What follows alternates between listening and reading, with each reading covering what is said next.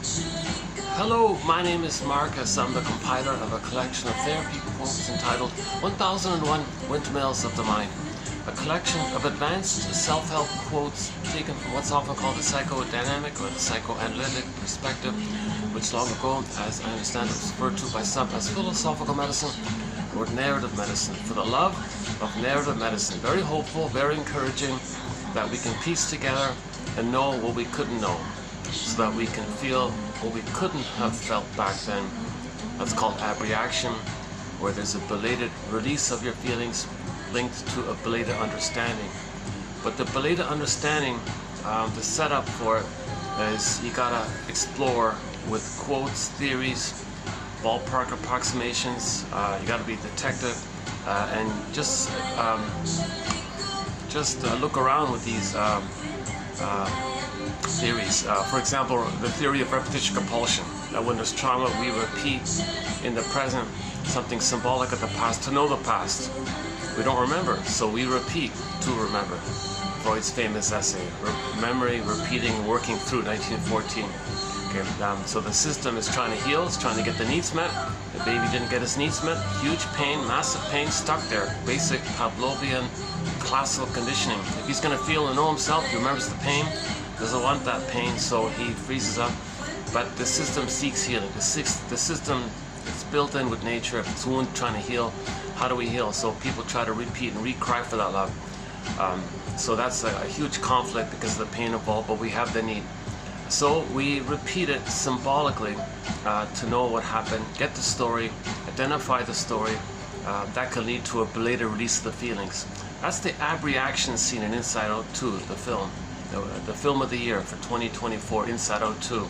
And now they're saying it's the #1 animated film of all time, and Inside Out 2, because you see a key scene. Of the many key scenes in that film, one of them is called abreaction. So when they rowed the boat, the broccoli boat, on the stream of consciousness, i.e. translation, free association. Say what comes to mind, it gets you back to what you deny. So when they got to the back of the brain, the unconscious, that pile of repressed memories, because in the beginning, in the film, it's called repression. She popped it in the tube, repressed, went to the back. It's a pain like that. You're denying yourself. That's your soul like that. So you want to get back your soul. So you free associate, say what comes to mind, takes you closer to the truth. Now, as you're speaking and free associating, you're constructing some kind of narrative. Why the mother did why the mother did what she did. Okay, why? Maybe she was stuck in her past. Maybe she wanted love, using the child to comfort her. So you got to get the kind of story and see her realistically, that there was, get some ambivalence about her, that the truth, but the positive side, the hurtful side, and see if you can understand the kind of thing. So when you experiment with these kind of possible knowings kind of thing, it may communicate a level of safety that you're ready to accept the ambivalence, that you're ready to accept what you repressed. So the avalanche scene, in other words, the avalanche scene, when they got to the back of the mind like that, then the avalanche scene, so all those memories came up. Then you saw the cables to the consciousness, and now, whereas before that, you only had one-sided beliefs from the positive experiences. She's amazing, she's good, everything's good like that. Then the other feelings came back. Oh, she's defective, she's no good, she's guilty, she's flawed, and all. And now you got the two going on like this. So at the conclusion of the film, you saw that ambivalence like that. And it's like, this is the either or. See, you want to face this either or. You want to do what she did in that film. You want to face this either or and find some way to contain it, hold it, embrace it. That's the group hug scene. That's the group hug scene. The 9 characters are hugging that. Okay, that means you're going to try to find some way to get the reality that the mother's hurtful but loving. Can you hold that? That links to yourself, that you're okay and wounded and confused, but you're good, but wounded, confused. Can you hold that kind of, that's called whole object relation, I'm okay, you're okay, versus the prior state where it's splitting. Because babies can't see ambivalence, babies can't handle confusion. So babies cope with with their difficult mothers by splitting. Defense mechanism is splitting. Okay, when the baby's breastfeeding, it's a question of heaven or hell. He can't do any middle ground. He can't do under heaven, over hell. No shade like that. He needs the blissful safety. If the mother's not around, or cunning tail, he thinks he's a goner. With his fear and rage like this, he projects his own inner elements onto the concept of the mother and thinks the mother in his imago is some kind of monster now. He can't accept that's his mother, so he denies it, splits it off, compartmentalizes it, puts it in a separate psychic bin, so to speak. That's when you see joy repressing it, the repression too. Okay, so now the baby hallucinates a goddess, a wonderful mother. Now he feels safe to trick himself. That's unrealistic. And the two sense of selves based on these parts split, that's unrealistic like that. There's an inherent pain by that. So you, in the healing journey, you want to face this ambivalence. It's not either or. Mother's not a goddess or demon. She's a human with a variety of positive, loving, and hurtful, confused traits. She's a person, not a goddess or demon. But in the baby's brain, you're dealing with primary process thinking, Alice in Wonderland thinking.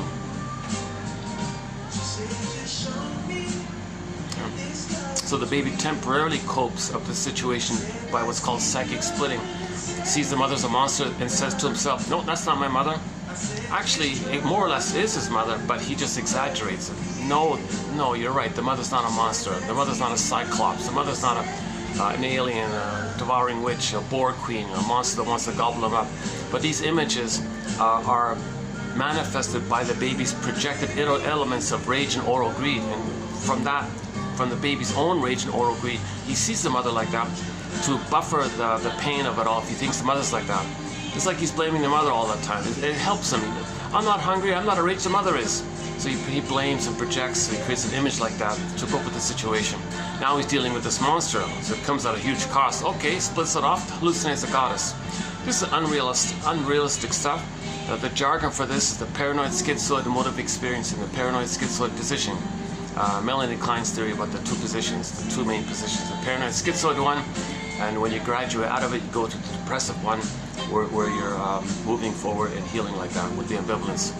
Okay, so anyways, the baby begins with the splitting to cope with the situation. So, remember, babies need paradise, this blissful, perfect, heavenly paradise, not just in the uterus, but in the extended metaphorical social uterus. Okay, the social interpersonal womb called the mother-infant dual unity. It's a blissful oneness for the first 4 to 5 months. Breastfeeding, skin-to-skin contact, mother's loving mirroring gaze, warmly held, baby can relax and feel safe, and the rhythm plays, let the music play on, and he's still in that kind of egg-like paradise kind of condition. And then you see he needs that, right? And if something's wrong there, mother's not around, mother's angry at the husband, takes it on the kid, or the mother transfers her own painful mother onto the child and says, I'm going to fight with you, mother, and use the baby as a placeholder for the frustrating mother. So the mother transfers her painful mother to the baby and now fights with the baby, thinks she's got a better chance to control the mother. The poor baby says, what are you doing, mother? I'm not your mother like this. But because of the pain the mother's experiencing, she can't see the present. She can't love in the present because she's got too much pain in the past. And in that part of the brain, there's no time. Okay, so that means all time is that time. So she can't realistically, emotionally relate and treat the baby as her baby who needs her love. Okay, because she's still in that past. All that unconscious doesn't know time. All time is that time. And in that time, okay, so the present, yes, she functions in the present, materially knowing the present's the present, but emotionally still in the past because that past is no time. So sometimes it's the present is the presenting past, or the present is just like a continuation of the past, or a new dish of the past, or a replay, a reenactment of the past, still in the past. So the mother's fighting with her mother. As a baby, alright, it continues that fight. That's one of the old cunning tales. Or the mother has a baby and replays what happened to her. Alright, baby, you're going to play me when I was a baby. You're going to cry for love the way I cried for love. My mother said no to me. I'm her. You play me. I'm going to shame you the way my mother shamed me. So that's another old cunning tale where she reenacts her repetition compulsion onto the child, draws in the child and her drama to replay what happened to her, but she can't play herself crying for love, so she uses her own baby as a proxy of her crying for love. Are you hearing me okay? The music's kind of loud here, right? A little footnote about yesterday's video. I was at the park, and I kind of had to, I made a little, I spent like over an hour walking around kind of thing, so I was drenched in sweat. I couldn't find any AC. So when I began the video, I was kind of in a rushed mood or something. So the first 2 hours of that last video, I wasn't speaking too calmly and friendly. I was kind of a little in a rushed mode, kind of like that. Maybe I was maybe I was a little. It was still fun. It was a nice video, but the first 2 hours, my delivery wasn't what I liked it would have. But luckily, in the second half, beginning roughly at the 2 hour mark, when I found the fan. So beginning at the fan place, I calmed down. I had some iced tea. And I calmed down a little bit. Then the video picked up afterwards. So if you're gonna watch the last video, I recommend beginning at the halfway mark, more or less, roughly at the 2 hour mark. And the rest of it was okay. We talked about Dionysus mainly. Dionysus, yeah. So in the Olympics, the opening ceremonies of 2024 Olympics, you had this image. Analyze this, people. Analyze this. Like a food dish, well, metaphor, mentally digest, like analyze it, process it, help understand this. So when something's repressed, something that facilitates you wanting to get to know your feelings. But if you're too repressed, it can be hurtful.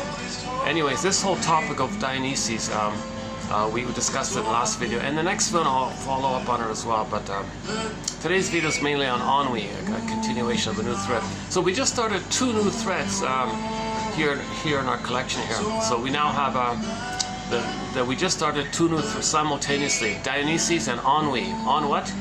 It's what you would call the boredom. says the character in Inside Out 2 film. If you look at the trailer, you can see the character there. A French word, just meaning like despondent and spiritually empty, and he never got. Okay, we'll get into the ennui bit in a bit. So Melanie Klein's theory about the positions. So the baby copes. The baby copes with the frustrating mother with these maneuvers of the mind, operations of the mind.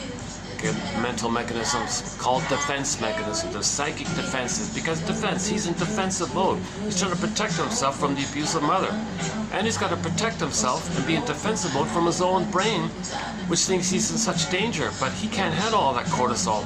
He can't flee, he can't fight, so he's got to do these defensive things. So his authentic self, he'll freeze it and exile it. Emotional hypothermia, emotional coma, emotional catatonia. The image is Snow White. Okay, Snow White's a metaphor for our beingness. So he can't have his beingness if the mother's hurting him. So he wants to protect his beingness. So he takes his beingness, so he personifies a person's beingness, creates some innocent character, frees it up, put it in a coma, put it in the unconscious like that, in the forest, in the unconscious world. So it's not connected to yourself. Now you feel kind of empty like this. But you're protecting yourself. And then you're gonna cope with the situation. Well, mother's a monster, that's not my mother. Mother's a god, I'll make up a goddess mother. There she is, kind of thing. How do we get on a thread about splitting?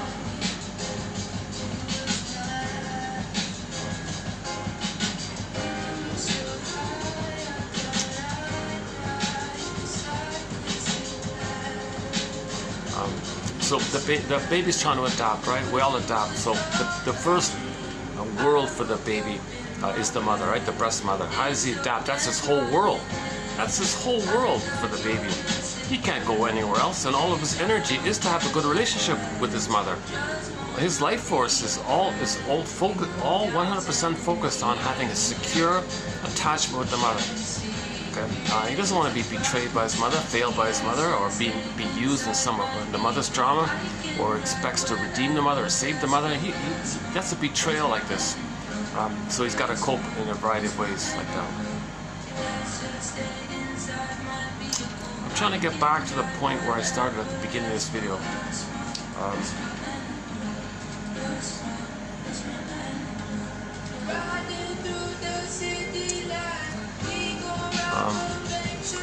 Narrative medicine.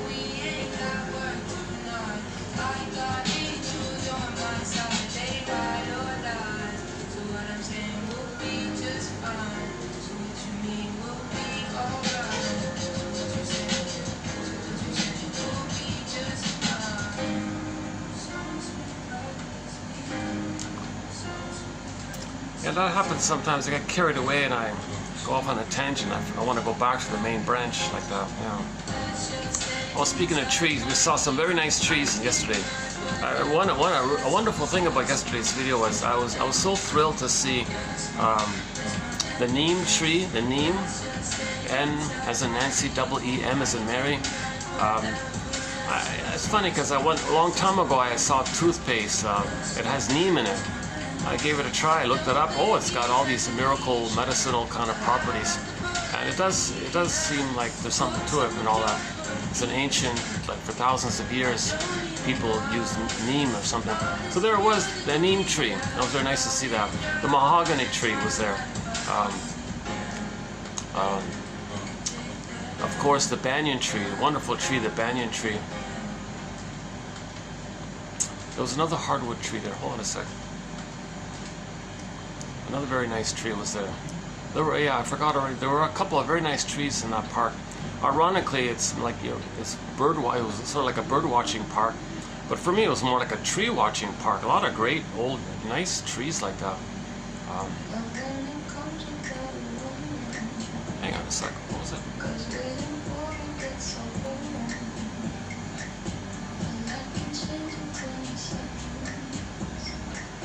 Rosewood, wasn't it? Was it the rosewood? Some very nice exotic trees are there. Rosewood, I think.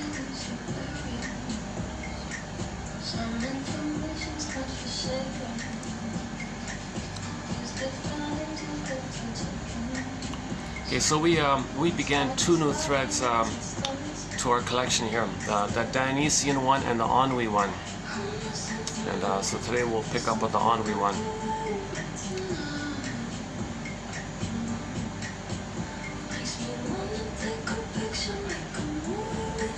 Okay, so I think what we're saying at the beginning was it's hopeful. This psychoanalytic perspective is hopeful because we're trying to piece together our story and know what we couldn't have known, feel what we couldn't have felt. Then we're free. Then we process it. Then we feel safe with it. We came to terms with it. The ghost is laid to rest. The energy is free for the present. Because if there's too much trauma, you can't know it, but it's known, but you can't think it. That's the scarecrow I talked about yesterday. Then you lose your heart, the tin man, you're disembodied, the cowardly lion. And Dorothy's like part of the system, trying to line things up and heal things up. So be like Dorothy and realize that if the person doesn't feel embodied, meaning Snow White, the beingness is exiled, or the Rapunzel's in the forest, or Iron John and the golden balls away, and all these images of our beingness being exiled or turned to stone or wooden or petrified or iced or missing or far away, go I know not whither and bring back I know not what, up a tunnel, down a cavern where the light is never shone. So that these metaphors means we're disconnected from our beingness. So we all have a beingness, our sense of at homeness within, called embodiment. We live to the extent that we feel from there. That's a natural state, that's our authentic self, that's our real self, that's our true self, that's our beingness like that. But the baby exiles it, freezes it, exiles it when there's trauma. And then it creates a bunch of defense mechanisms like splitting and so on, and projection and so on, and bundles them up and creates a false self, also known as a defensive self. So now he's living with this defensive self, and it helps him to function, pay the bills, go through life. He can win 10 medals at the Olympics, you know, he can win, he can do great things and all that, but he might be missing something. And this issue, now you got the famous split between the true self and the false self, or the defensive self, commonly called the false self, with the persona, the mask, etc. But then it gets to you at midlife with the Freudian slips and psychosomatic symptoms and the defensive self, the sponging effect of it dries out. So the pain kind of comes up to you, so you got a hunch. People feel, where's pleasure, where's joy, they can't warm, where's trust or empathy, don't make I statements, don't pre-associate. They always have these kind of narcissistic agenda, or they're always in survival, anxiety mode, and they don't even know it kind of thing, and they're symbolically searching for mother, thinking that something that's materialistic might be a symbol of matter, mother, for the past. So we're still searching for mother, don't even know it. So when there's trauma, we have this unconscious hope for the fulfillment of old unfulfilled needs. So we may use materialism or things that's kind of, that's symbolically, maybe we can just treat analogously as the missing mother, grasp for it, doesn't work. Grasp for it again, doesn't work. We spend our whole lives kind of grasping for something like that. Emotional eating is a good example, right? Emotional eating, right? The cookie isn't the sweetness of the cookie isn't mother's sweetness in the past, that kind of topic. And what you're doing when you're with the symbolic chasing is you're meant to know that what happened in the past. So you reach for the cookie, it's a sweetness. It wasn't mother's sweetness in the past, it failed. You had a hope like that, it failed, disappointed. You know, the trigger of the sugar, you get serotonin by the sugar, so you feel a moment of excitement, but it's not a set thing by the memory of mother loving you. It's just a trick with the sugar, because the mammalian part of the brain perceives all the sugar as a surplus food for the person.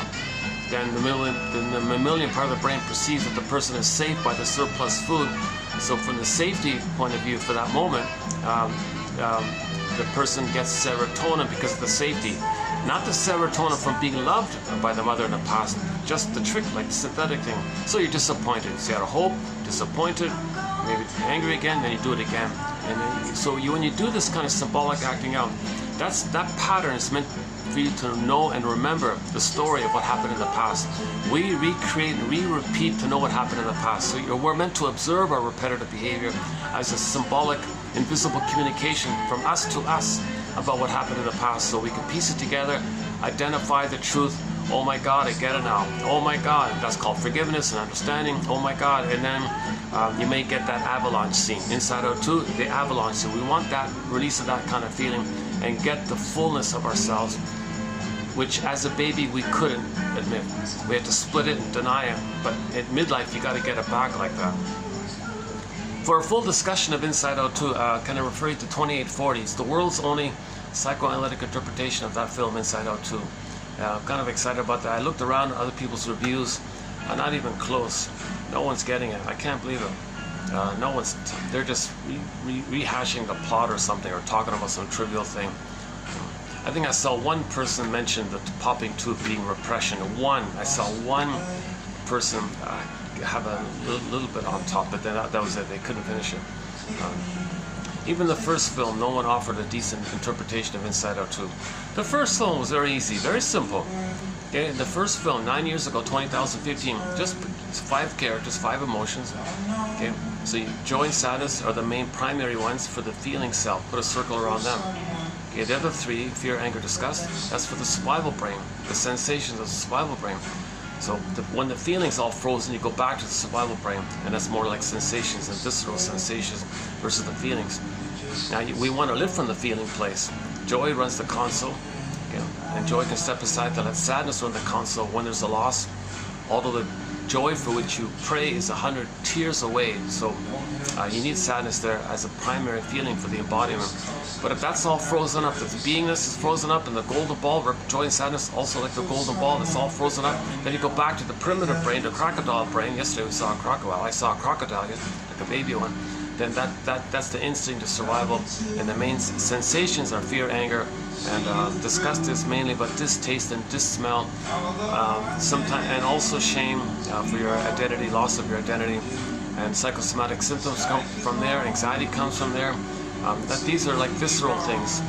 Okay? So you saw the basic 101 of our emotions, right? The primary ones, joy and sadness represent, and the more survival, instinctual ones, fear, anger, stress response, fear, anger, and disgust, like that. And no one, and I looked around, all these professors, I skimmed the scan what the professors were saying about this. Nothing. It was like some computer who rehashed the plot in the tone of a child or something. It was nonsense. I'm surprised. Got a professor's name on there, and PhD, his university name's on there. Really? PhD wrote this? It sounded like a kid just relaying the plot in a confused. I couldn't believe it. There's a huge emotional illiteracy. Pete Docter's right. The guy who did Inside, a guy named Pete Docter, I regard him as a soul doctor. One quote had him saying is, yeah, there's a huge emotional illiteracy out there. He wanted to give people a basic EQ, a basic emotional literacy.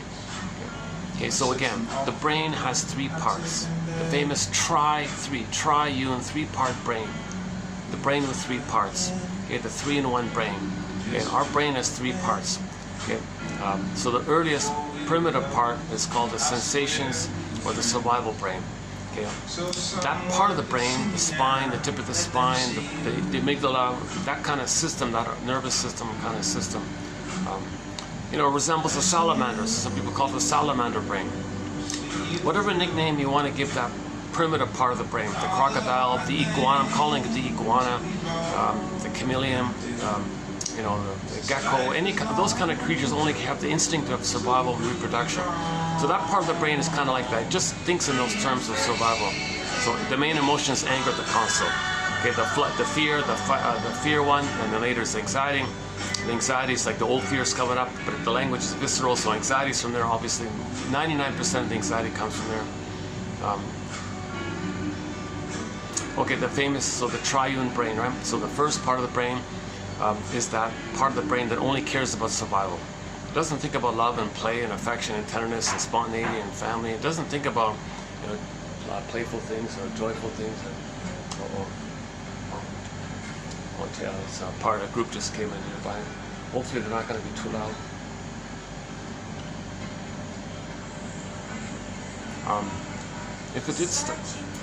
If they are loud, I might be able to go to the Swan place if it stopped raining. Let's see. Yeah, luckily it rained, so maybe it's cooled down. Let's see.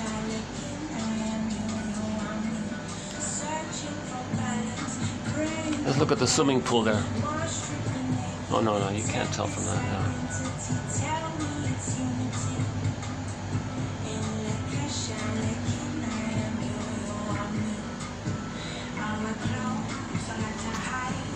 Depends on my mood. Sometimes I can put up with conversations going on here, man. I can focus on the video.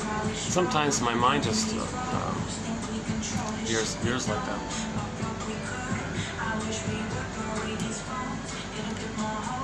Yeah, I feel an improvement already with this video. Yesterday's video, my goodness, I was going to delete it, but I noticed the second half of it was okay, so I saved it. So I decided to save it. It was an unusual video. I took one of these motorcycle things and zipped over to the ferry.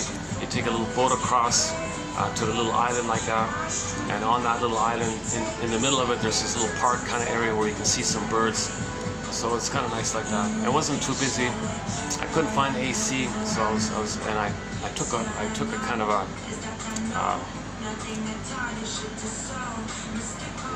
I thought I would enter like the back ways, but it turned out to be like the long way, so I was drenched in sweat. And then when I started the video, why I'm telling you this again, yeah, sorry, why am I telling you this? But I noticed I got AC here in this place here, so I feel more comfortable. I'm talking more coherently, more smoothly.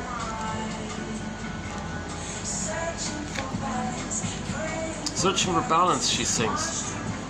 Searching for balance. We want to balance. We want to be centered and embodied. You'll be balanced like that if you have your beingness. If you have your beingness, you'll be balanced because you have your inner home. If you have your inner home, you'll be balanced like that, right? The balance means the third side of the coin that holds the other two sides. So the conclusion of Inside Out 2 was this. So we saw Riley being balanced at the end. At the end of the film, she was balanced, okay? Because before she was so erratic, okay, manically trying to compensate for the split side where she felt no good, defective, flawed, couldn't save the mother, never good enough. Never good enough meaning she couldn't redeem the mother, she couldn't save the mother, she couldn't cure the mother, she couldn't fix the mother to be a loving mother. So she always felt never good enough, always guilty, always defective. So anxiety was imagining all these worst case scenarios. I'm going to try to be prepared this time. So that's that the core belief around that is I'm never good enough, I'm always flawed, I'm always defective. That's not balanced. That's not balanced. So anxiety was not balanced. And the joy side, the pathological joy, the Pollyanna, oh, everything's amazing, everything's perfect, no, nothing bad, all good, all, that's also not balanced. So the conclusion of the film is we want that balance. You want that golden mean, okay, the golden way, like the middle way, the middle ground, the balance, the middle grounded balance, called the third side of the coin. The third side of the coin holds the other two sides, okay? See, if you don't have the third side of the coin, you got these either or things. The balance means you embrace the ambivalence and the confusion, you can hold it, you can understand it.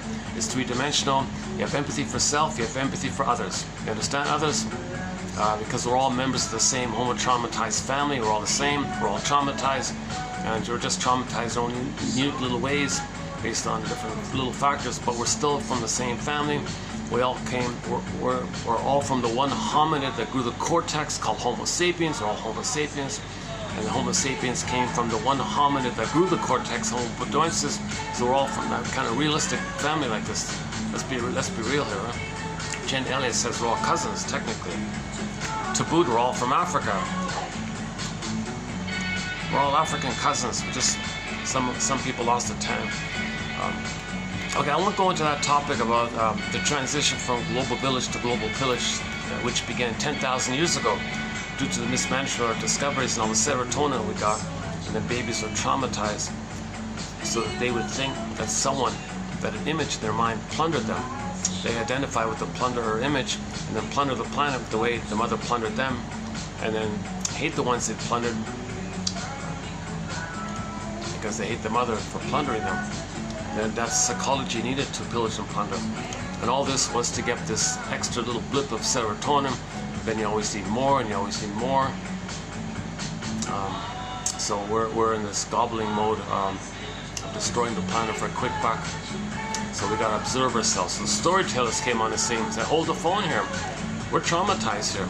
Look at these stories. Listen to these stories. These are images of our trauma. Okay, myths and fairy tales are stories, are pictures of our trauma. It's psychology. Myths and fairy tales are psychology put into pictures. Because a long time ago, there were different languages, so the only thing that endures is these stories. So you can tell in different languages, but the images are the same. Okay, the motifs is the same. There are little variations, of course, but the motifs, the patterns are the same. So you take a fairy tale motif pattern, a mythological motif pattern, that's all code for psychology patterns. Psychology patterns. Myths and fairy tales are metaphors for psychological trauma. We're homotraumicus. That's why we have myths and fairy tales, because we're homotraumicus. Okay, and myths and fairy tales are our attempt to get the story of it. So we're meant to interpret this invisible, which we make concrete with the pictures. Okay, so these are symbols to describe something visible as an attempt to get our story. So this has been going on for 10,000 years with the storytellers. Okay, and if persons are oppressed, then something that facilitates the release, that's called the Dionysian effect kind of thing. And yesterday's topic. Okay, the goddess and demon imagery in the baby's brain, that's splitting, goddess and demon. And linked to himself with those the mother split into goddess and demon. Well, the self is in relation to the mother. It's a unity like that. So the part self will be special and one and chosen by the mother, the goddess mother. He's special and blissfully loved and heavenly bliss condition like that when he thinks that's side. But the mother hurt him, he feels defective and no good. So that's where the anxiety came from, that kind of place. And joy came from the other side. And then anxiety came from the other side. So we saw the two. First film was joy, second film was anxiety. So at the end, we've got the conclusion where where there's the balance the singer set up. And we want that balance. We want that balance. Not just physical balance, like on a balance beam, but you want that kind of centeredness within yourself. Not a centeredness based on arrogance, not a centeredness that's splitting. If you have a pseudo-centeredness based on I don't care about others,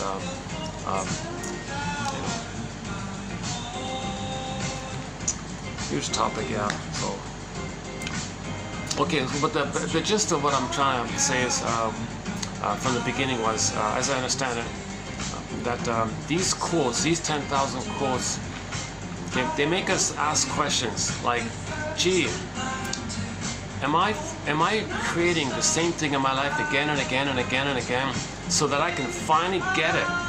That's what happened with the trauma with the mother. And I have this idea that if I'm going to keep repeating, that my magical thinking is I'm still in the past, maybe mother will change her ways. Come on here, there's no time machine.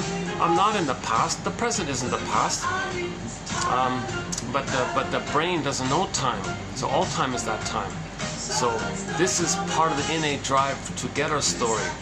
We repeat because we don't remember. When we remember, we stop repeating. That's a very good one-liner by Mr. Freud, 1914 essay. A lot of people regard that as the key pillar sort of essay of his. We don't have any. I think I have, believe it or not, I only have like one Freud quote, just from that essay, I think. Do the translation columns. We don't have Freud quotes. We don't have Jung and Lacan. and a lot of these guru kind of figures, we don't have those kinds of quotes. Our quotes here, they got to be clear, helpful, practical. So we got people like Masterson, James F. Masterson, clear writer, object relations theory. Okay, we got Edmund Burglar, a prolific author in the 40s and 50s. Karen Horney, very compassionate author, very articulate, compassionate. Okay, and then we got people like James Gottstein, Althea Horner, Dorothea MacArthur, okay, Thomas Ogden, okay, Arthur Janoff. I would include him in there. Arthur Janoff's good. He's sort of like a bridge between the pop psychology and the regular psychoanalysis. He kind of has a friendly medium like that. He has a kind of friendly medium. Now, I'm not interested in this therapy approach called so-called primal therapy, but other than that, this other stuff is good. He wrote 16 books. A very good place to begin with 1001 Windows of Mind might be the Janoff quotes, 2745 to 70. We did 26 videos on his work.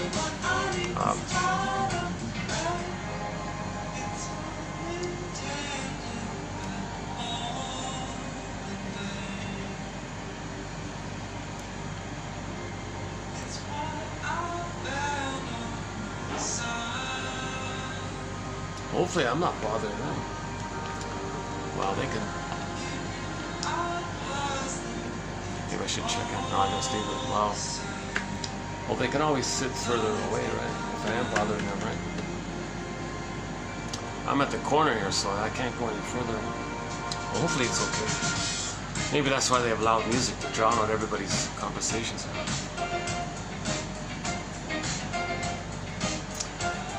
Okay, where were we? Okay, so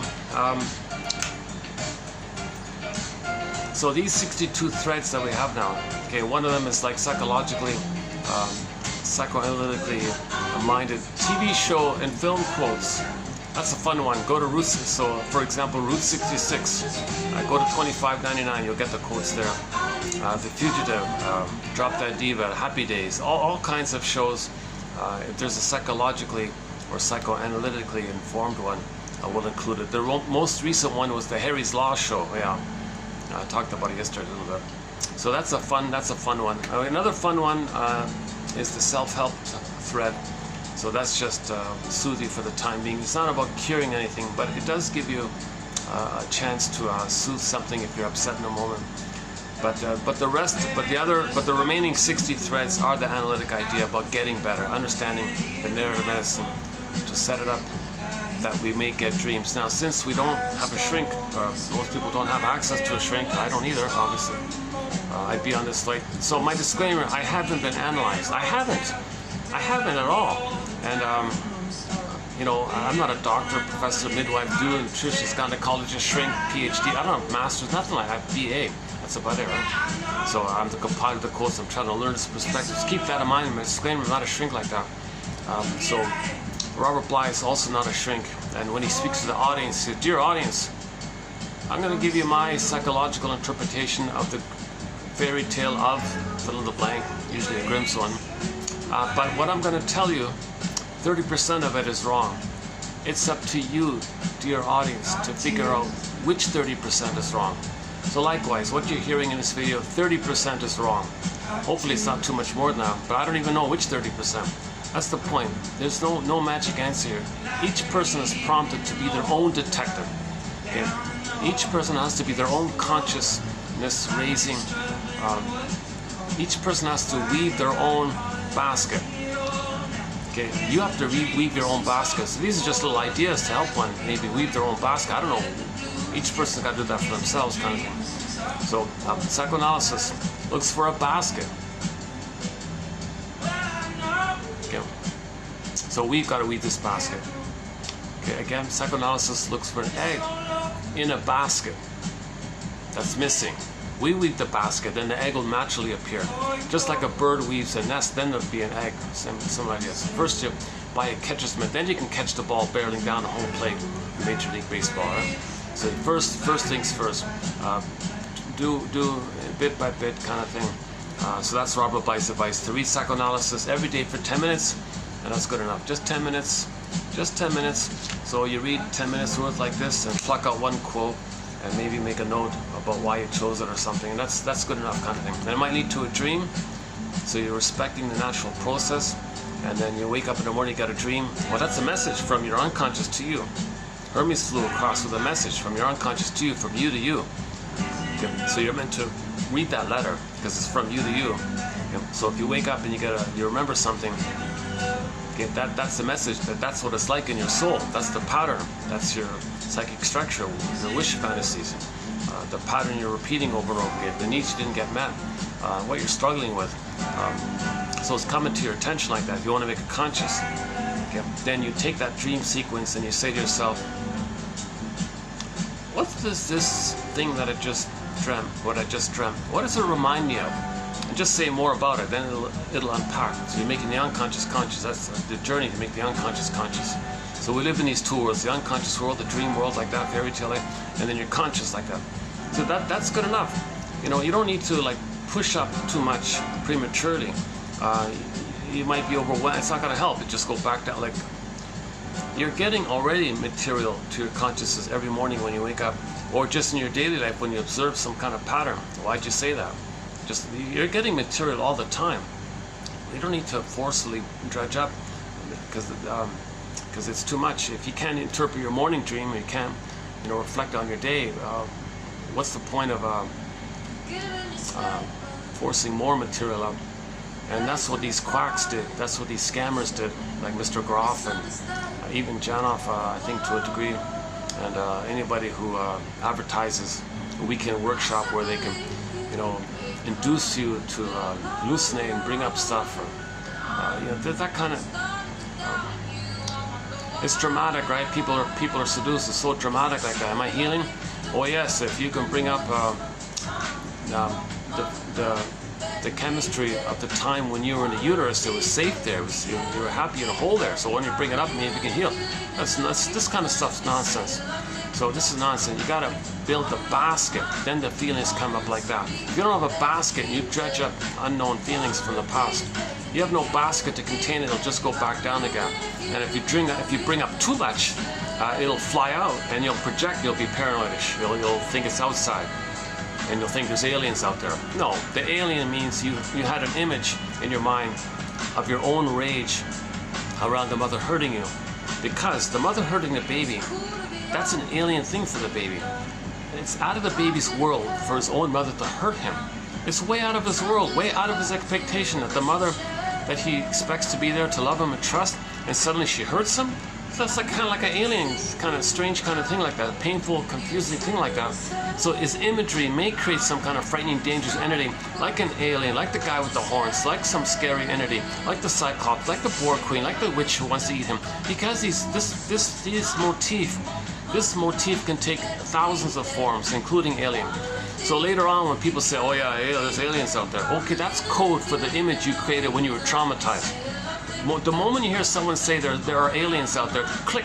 Okay, bing. Okay, they were traumatized. You gotta tie it back in. That's projection. It's within.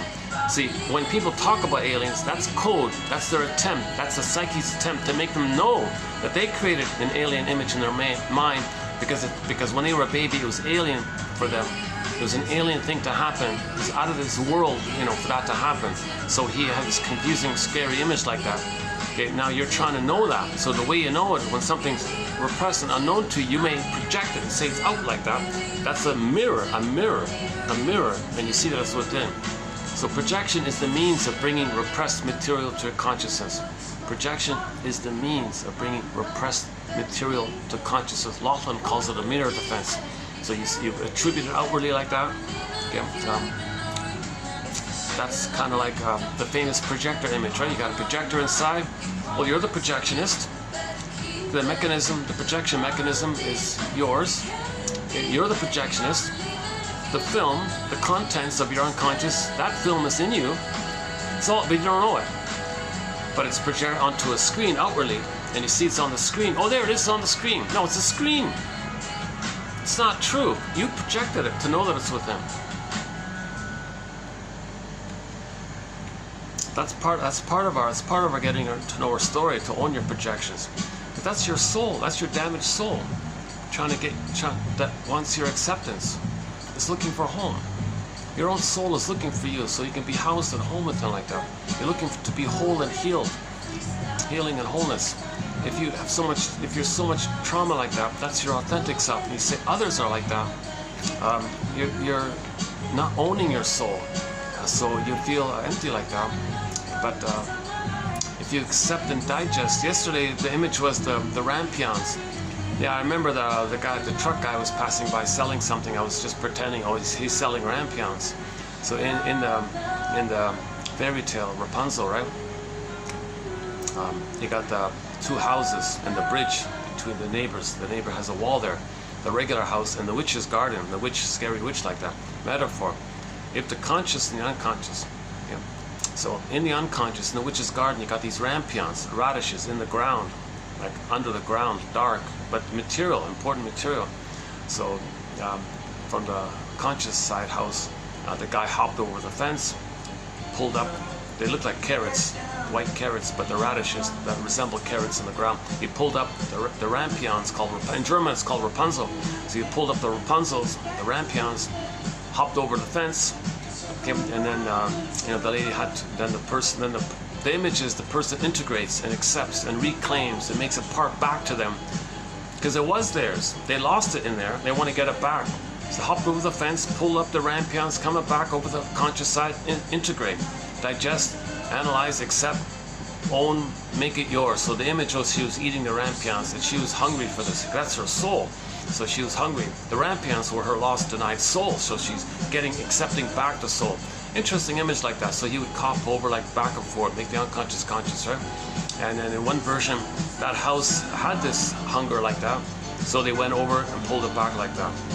But the general image is the castle was in poverty, and in the unconscious forest, dark forest, unconscious, you got Rapunzel, okay, in a tower locked like that. So you had to find a way to get her back. Okay, so when she got back, everything was healed. Right? So I miss some fairy tales when they say, oh, there's poverty in the kingdom, or suffering in the kingdom, or the land is barren, or these kind of things. That's the image that we feel that. We feel that. Okay, these are pictures of how we feel, what's going on inwardly. Feeling is inwardly, the picture for invisible inwardly.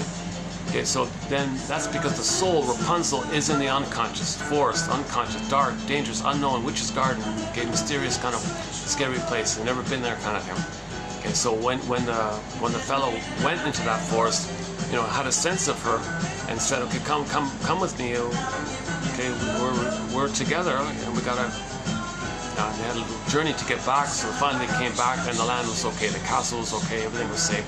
So the castle was like your conscious mind, but it was empty. And in the unconscious world, there's your soul, Rapunzel. The beingness, Rapunzel is a metaphor for your beingness, the golden hair is the radiance, the vibrancy of your feelings. I feel, therefore I am. Your authentic amness, you have this natural radiance of the embodiment, the animations of the radiance of your beingness. There's like a sunlight glow-like quality. Okay, that's the feel of the gold. So the storytellers would link it to the sun, the golden soul. Something's gold. So anything that's gold, golden flowers, golden ball, golden hair, anything that's gold, or it could be silver, it could be other gems or things, rubies, I think, anything precious like that. It doesn't have to be gold. Usually it's something extremely valuable that shines, radiates like that. So that's code for the feelings. So the feelings were in the unconscious with Rapunzel. The Rapunzel's the beingness, and the golden hair was like the feelings like that. And that version is not bad with Rapunzel because she's together. I feel their frame is in the unconscious. See, in the Snow White one, it's separated. You only see it's fragmented. The golden ball's down the well in another story, and Snow White's in a coffin like that. And Snow White's in a coma, and there's a glass box there, so you can see it's more detached. I think it's more harder. It's more severe trauma. So my take is that, my understanding is that Snow White represents a more severe trauma than Rapunzel. Rapunzel, at least she's alive and singing, and the hair's there and all that. All she has to do is, there needs to be some kind of identity of her, and then she's free, kind of thing. Recognition of her, so the fellow recognized her, heard her singing or whatever it was, playing the flute, whatever it was. Another major topic in our collection is interpretations of myths and fairy tales. That's an immensely interesting one, myths and fairy tales. Paging Johnny Sanford. And a new author we just discovered is Verena Cast. Verena Cast.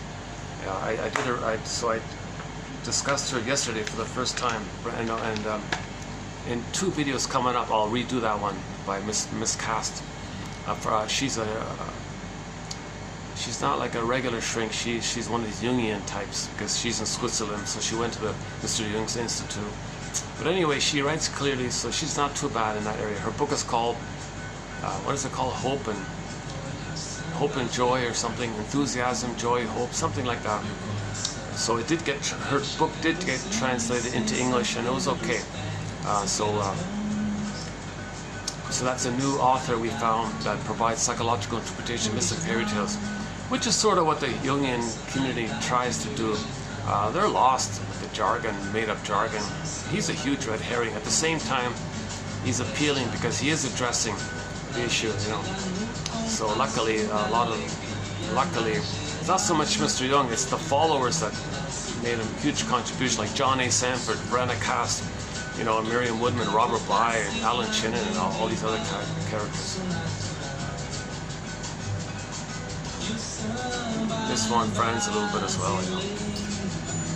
Surprisingly, yeah, I don't really have too many quotes from this Von Friends. Yeah, Marie Louise Von Friends. It's a little.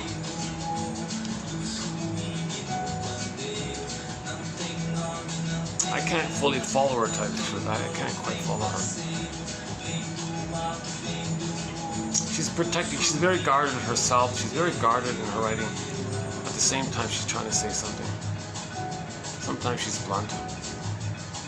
That's too bad, because she's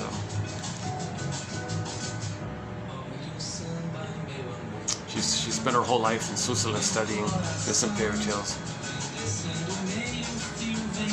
And Campbell, you know, yes, he gave us the famous phrase, the hero's journey. So Campbell gets huge credit because he's the guy that first brought it to the pop culture, the idea of the monomyth, the famous monomyth, the common universal monomyth for all people, basically. Okay. Which is that there are 2 ways for a person to have their embodiment. Okay. Either the mother loves them and he has it naturally, he's good like that. But one estimate is that 90% of the babies in North America are not getting it, they're losing it. Some people say we all basically lose it. I don't know what it is exactly, but most people basically seem to lose it. Robert Bly's metaphor for this is, you know, we all have this bag that we drag behind us. That's the shadow, dark. Metaphor for the shadow, unconscious, unknown, dark, shadow, dark, but his bag, he calls it. And by the age of 5, so much of your golden ball goes in there, your beingness goes in there. Knowledge of your trauma goes in there, knowledge of which defense mechanisms you use to survive the trauma goes in there, understanding your patterns goes in there, you know, the gifts that would be available to if you were loved, that's in there, the treasure's in there, the gold is in there, so much of who you're meant to be, had you been properly loved, that goes in there. We drag this bag behind us, he says, all of our lives, that's a shadow, right? And then we spend the rest of our lives trying to reclaim, get it back, own. That's like getting the Rapunzel, the rampions, pulling it up and owning it. Okay, that's Robert Bly's famous metaphor, the bag. So anyways, Campbell calls this the hero's journey. That at midlife you recognize there is such a thing as the bag, and so much of you that you don't know, you're denied, you bundle it up, you call it the denied self, the repressed self, the secret self, the shadow soul. The one who walks with you, who's not like you, he is you. Someone's living my life and know nothing about him. This is the you that you'd be had you been loved. This is this mysterious unknownness of you, but it's you. It's called the double self. So yeah, Otto Rank has a famous essay called The Double, based on the play called The Student of Prague. So quickly, the guy bumps into some other guy. Now this is a metaphysical idea, right? So the first guy meets some stranger kind of guy, not knowing that that's him. That he's meant to befriend himself. That character is a personification, a created character to hold everything about him that he doesn't know. So that's a rich resource about himself. That's a huge opportunity to get to know yourself because that's you. So he's supposed to befriend this character, hang out with him, talk with him, have a drink with him, have some tea with him, and listen to him and kind of accept what you're hearing, kind of, because that's you. That's you talking to you. Now the story was he didn't get that, and he resisted it. No, I don't want to. You're scary. I don't trust you. What do you want? Leave me alone. And they finally ended up with this big fight and all this. And he heard that guy. It was him. So when he heard him, he heard himself on the tombstone and said, here's a guy that never got to know himself. So the moral of the story. Oh, sorry, I can't help it. Season 1, episode 1, Harry's Law. The line was, the opening line was, they say that the moral of the story is at the end.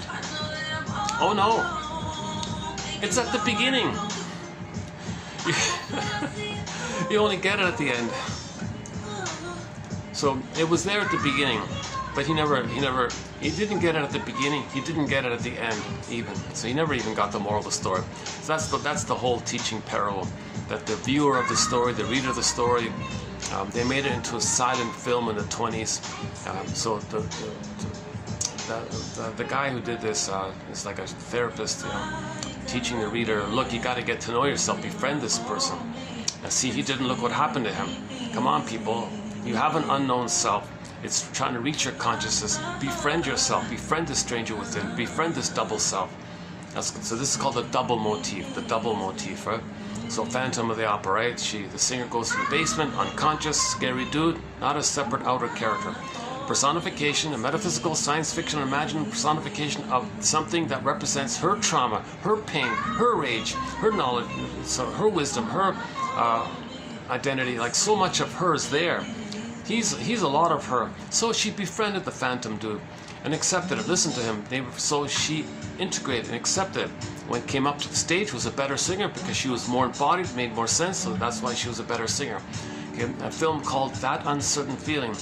Lady had some problems, went to the shrink, said, oh yeah, these physical issues you're having, there's nothing biological wrong with you, nothing organic like that. This is emotional stuff. You're denying so much. You're sad inside and you put on a happy face. Sad, play the song Sad Faces, painted or wrote those magazines, Smiles, I Dream About Annie's. Ann Wilson sings that one, huh? So she got, not a major symptom, just a minor symptom, but anyway, she went to the shrinker man, and he said, oh yeah, this symptom is a communication from the stranger within you. Do you want to meet this stranger? She joked and said, I'm afraid of strangers. And the next scene was she bumped into some tortured guy, like the Phantom dude, just some tortured, brooding, knowledgeable, skillful artist like that. So that same idea, the Phantom of the Opera. So she befriended this tortured artist dude. And the whole film was about this dialogue between her and that artist guy. Okay, that same motif, he's not meant to be like a literal kind of thing. That's why the husband was out of it.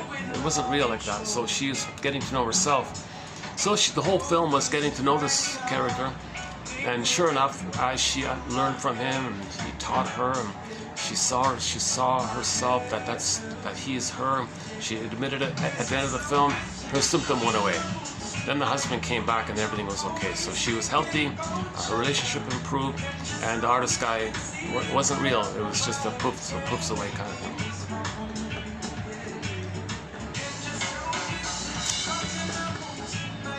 So that's called the monomyth. The monomyth, the universal one myth, the one common one myth that we all have. Because we're all homotraumicus, and we all have this one core issue. We had our golden ball, we lost it, went in the bag, want to get it back. That's it. We had it, we lost it, want to get it back. Okay, the motif is it's there, okay, and then lost, want to get it back. Okay, Snow White's in there, Rapunzel's in there, want to get it back. So you create the conditions for its natural return. You create the conditions for its natural return. The natural return is called abreaction, but you got to create the conditions for it. That's when you build the basket, the kedgesmith. Okay, fix the scarecrow. The children's story, the straw house has to be a brick house, a firm ego. So one way of describing these quotes is to build the ego, restore the ego, enhance the ego, build the basket, build the nest, build this kind of thing. Then things come up naturally on its own. So this is what we can do, this kind of thing. I'm experimenting with the idea that this is a lasso of truth, because a lasso of truth, so it brings up the truth maybe. Also, this is a lantern, night vision. Remember in the Four Witches Forest, so he's got to see where's the material. He's got to find those roots to pull it up. He needs a lantern. This is like a lantern like that. Vasilisa has the lantern. sec.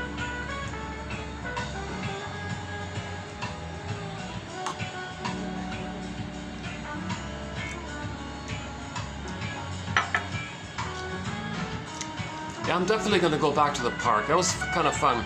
That was my first time there. I made little mistakes and all that, but now I know what to do the next time. Now I know the most efficient way to get there.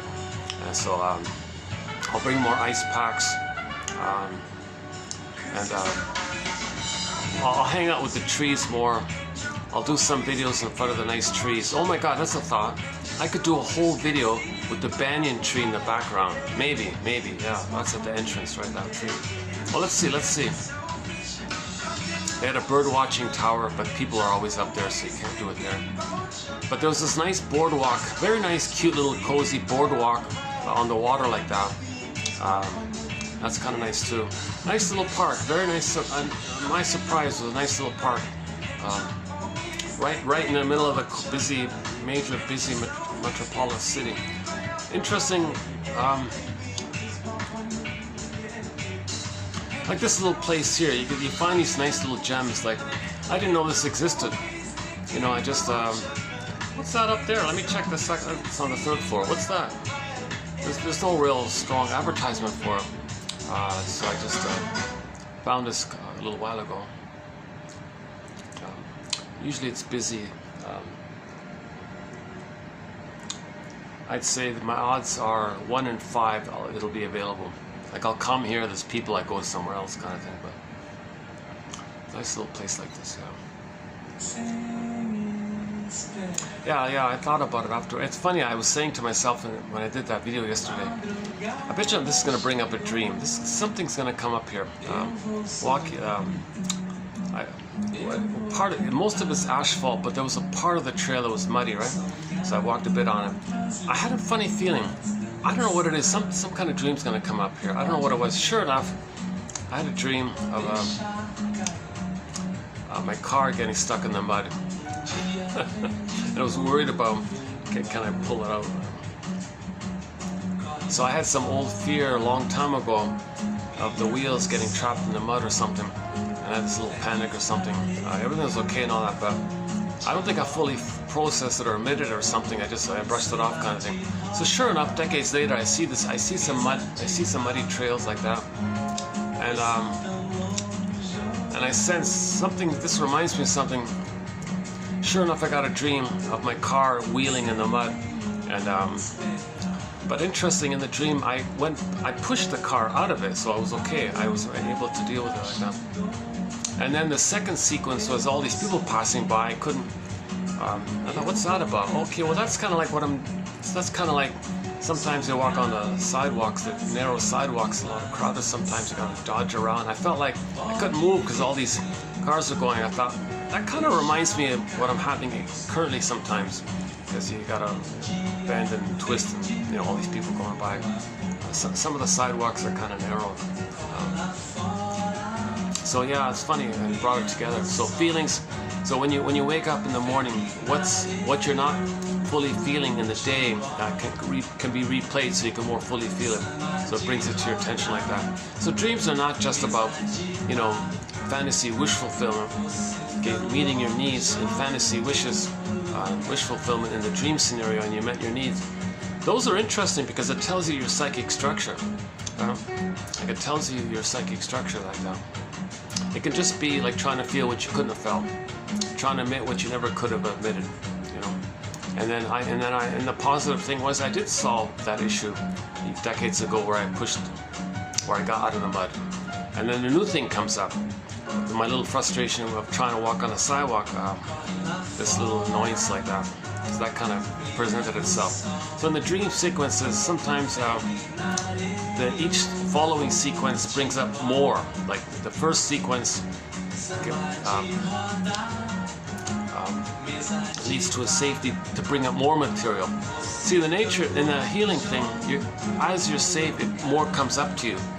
So we say this in pop culture. You're going to get what you can handle, kind of thing. So same idea. Nature's only going to give you what you can handle. So you're only going to handle. It's not going to give you too much. But those people who like the Mr. Groff and all, and Mr. Osmond, O'Leary and Osmond, that Humphrey, that awful character, oh my God, and all the other characters like that. Oh no, you don't need consciousness. You don't need consciousness, you don't need a basket. Just do some trick, bring up what you felt in the uterus. You'll feel cosmic, you'll feel this blissful thing. Wow, ooh, ah, wow. You come out of it, let's say, luckily you weren't damaged by it. Then you say, see, that's your true nature, we're all one, blissful. Well, you're in a blissful state like that. Yes, we're all one, but it's a different kind of, there's a mature oneness attitude, and his babyhood oneness, what he's one with the universe, one with his mother like that. So the uterus was a friendly place. So he's blissed like this, no identity, no space, no time, infinite, immortal, all these things. So that was the gambit like that.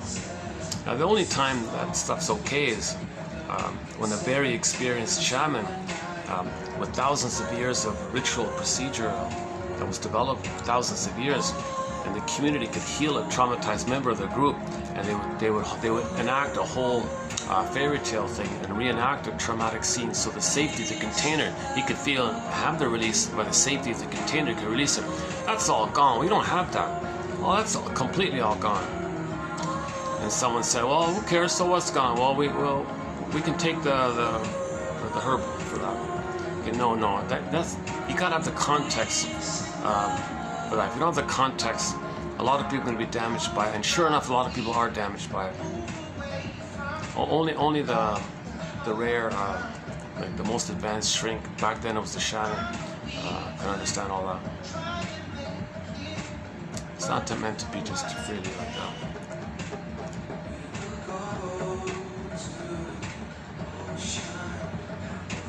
There's no need for there to be anything stronger than operations and things, special cases. But generally speaking, I think maybe wine is the limit of it all, right? Special occasions, not even really, just on social occasions. The stress of business interactions, maybe need to drop your fears, so you drink wine a little bit. That's a Dionysian type of thing. Question of degree, situation. Yesterday's topic, the adventures of Dionysius.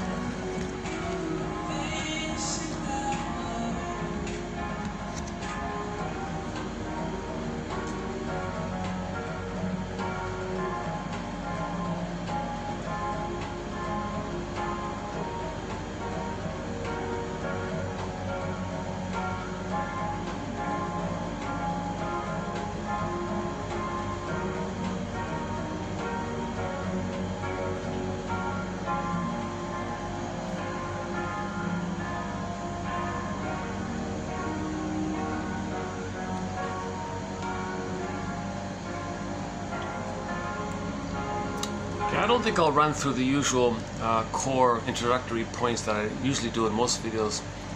The record, Edmund Berger's theory about the repetition compulsion, the record we carry, the stingers and the clingers, okay, the survival anxiety issue, the survival jungle slogans of the survival brain, the BPD amalgam, okay, and then the triangulation thing and the scapegoating thing of the survival brain versus the clinger place where they're still in the childlike mode of trying to save others. And there's a whole body, and then the stingers and the clingers. So we talk a bit about projection and projectification, and this whole idea that the baby creates a model, a working model in the brain by the interaction with the mother. The interpersonal leads to the intrapsychic. Now he creates a mapping, like a model, like a set thing like that. And if it's problematic, he's going to restage with Costa, hoping to undo and get a better map. But he's got a problematic map based on a relationship with a painful mother.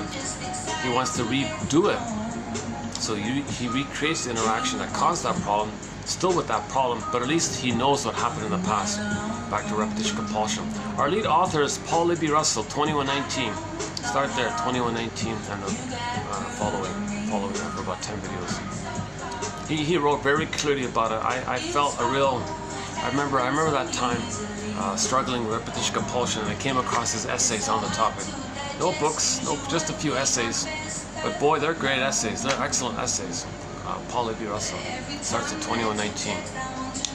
He says, think of them as synonymous. Think of them as synonymous. That when there's trauma, we're going to repeat. Because if we repeat, we think maybe we can get a better outcome. We can undo that past.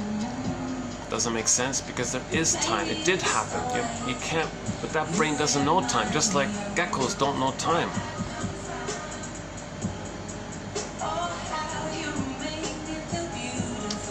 Yeah, I just heard a podcast yesterday night.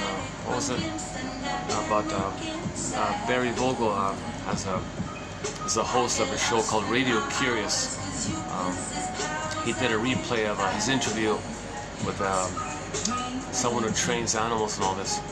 And she was saying the trainer, like training dolphins and things. And, she was saying that part of this training thing, this conditioning thing, positive reinforcement, all that. You see, yeah, she said like with the dolphins, it only works with positive reinforcement. If you try to scare them thinking you're going to condition them with fear, they're just going to swim deeper, they're going to avoid you. So the way they realize you got to be nice to them and do positive reinforcement. And then they became your friend like that. And that's like a model for dealing with people, she said. But in that discussion, anyways, she also made the point was, don't expect animals to understand time. So, because animals don't have a sense of time, really. So that point was made as well, right? So we, in the beginning, are operating from that part of that brain that doesn't know time. The part of the brain that does understand time, that comes online. The timing is roughly at age 3, basically. Oh yeah, back to the 3 brains. Oh yeah, sorry, but yeah, the 3-in-1 brain, the triune brain, the brain with 3 parts. So we talked about the reptile brain, and then you got the puppy brain, the mammal brain, the feeling. We're mainly from the feeling brain, the embodiment brain. We're mammal. So the joy and sadness are there. And the neocortex, which helps you to understand time, that comes online roughly at age 3. But the child's traumatized prior to age 3. That's where there's no time. That's why the present is always the past. And you can't enjoy the present because of the pain of the past. Unfinished business with the mother, struggle with the mother, relentless, unreal hopes you're going to get mother's love because there's no time. Then we go into the record area. So if you go to previous videos, I've done it numerous times about Edmund Burke's theory about the record, about the 45 record that we carry. In every new situation, we play the same old record again and again. And there's 2 ways to read a play, the stinger way and the clinger way. And there's a whole body of material there. It takes me about a good hour to run through all that. I think this time, maybe I'll forgo it this time. And, okay, let's go into today's topic right off the bat then. Okay, ennui. On what? Ennui. Oui? Ennui? Oui. Ennui. What do you mean?